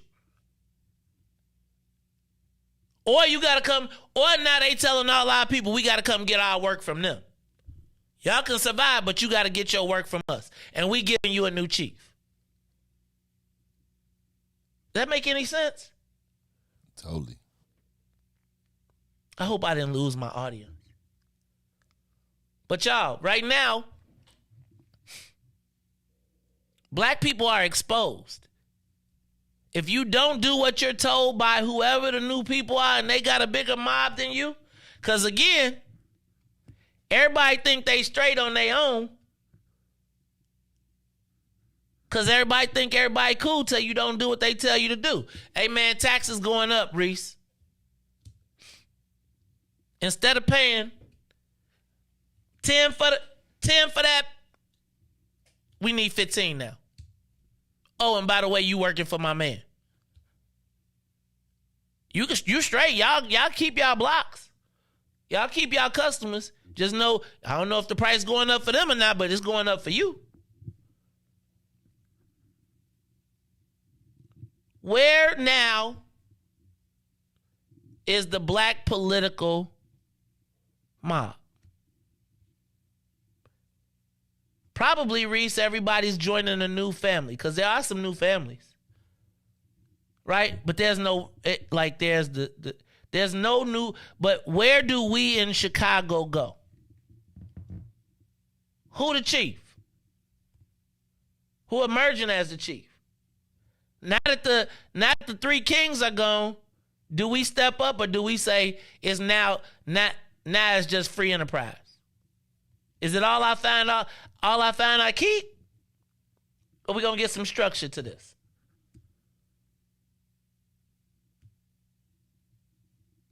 I don't know, man. Did I go too far for y'all? I'm sorry, man. I watched too many movies. So, Riis, what do you think is the movie that's going to define us right now? Somebody said Black Panther Part 2. You know what? They said Black Panther Part 2. They're going to kill the Queen Mother, and we going to be subservient. I hope we ain't in King. Well, I don't know. What movie will define this era, this upcoming era for black people? I was just thinking the same thing. Like, I wonder what, like, I was like, man, I wonder what movie is actually going to be the movie. Because, like, but I don't know. But the Black Panther 2 is definitely a good one. And that can be looked at as a lot of ways because in a movie, you see they trying to really come together. No, in the movie, they basically said we're going to come together because eventually, why didn't you kill them? Because eventually they'll need us. We going to have them working for us. No. See, that's how we took it. But that's not what it was. It was like they'll see. It was like eventually they will see how powerful we can be together, and they will see that these people that's you think that's okay with you and me saying this, you know, ain't gonna eventually show you their true colors. And once you see their true colors, we'll be right here to show you that we should have took them out anyway, and then we'd have been cool. You know what I'm saying? We'd have been powerful. But yeah, so like. It can be two ways. You can look at it as like you trying to say, like, I get it. I really do like the reference of that because if you really look at it, how, you know, we got the people that's coming here and everything. So, but we can look at that as two ways, man, that they already put us together all the time anyway. So we can either join the people of color and be powerful together, or we can watch them, as they say. You know, that's how it started with the Black Caucus in Chicago, in Illinois. And that's how it started in the jails with the gangs, and we used to look out for and then next thing they overpopulated us, and now they trying to kill us. And now in California, all the black people is in protective custody because the Latino gangs is like, we killing you all. So I'm just saying, and let me just tell you one more thing on this Paul Vallis thing that I've heard more than one time, that probably the white folks probably don't feel chewy somewhat, because besides the ones in power, is because white folks are tired of white folks feel like it's people of color are winning. And they tired of being in last place. They feel like it's a bad thing to be a white person now. And so I think Paul Vallis gives them some hope. So I think it's a lot to watch in this race. Look, y'all, this is the Mays Jackson Show. Yeah, man, y'all better soak it all up. I'm just telling you, see, that's why somebody from the mayor's office or one of y'all campaigns should have hired me to consult y'all. Should have hired me, you know, I could spend something real quick for them. All right, y'all. So this is wait, say that again, Riis.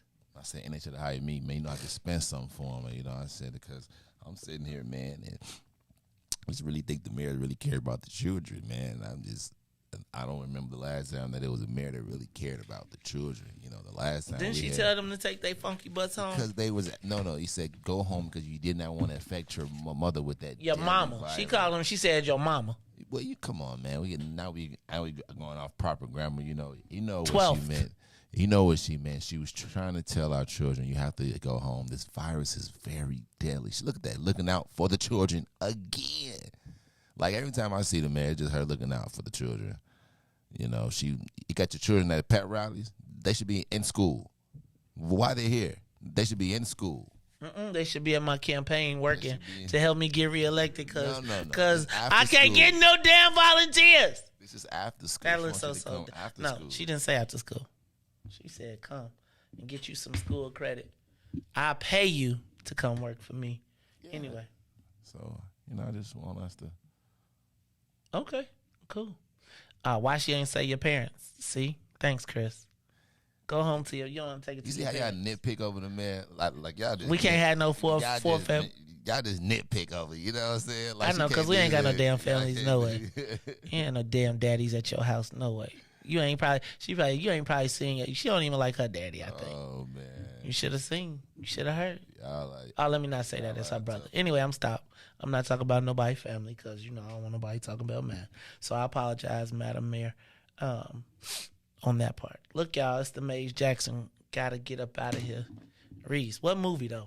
You said we ain't I'm down belly. with the Wakanda too. We ain't belly. We ain't belly. Nah, we ain't. Nah, I'm down. Nah. We ain't got no. I mean, we ain't belly, man. Lord have mercy. I hope we ain't janky promoters.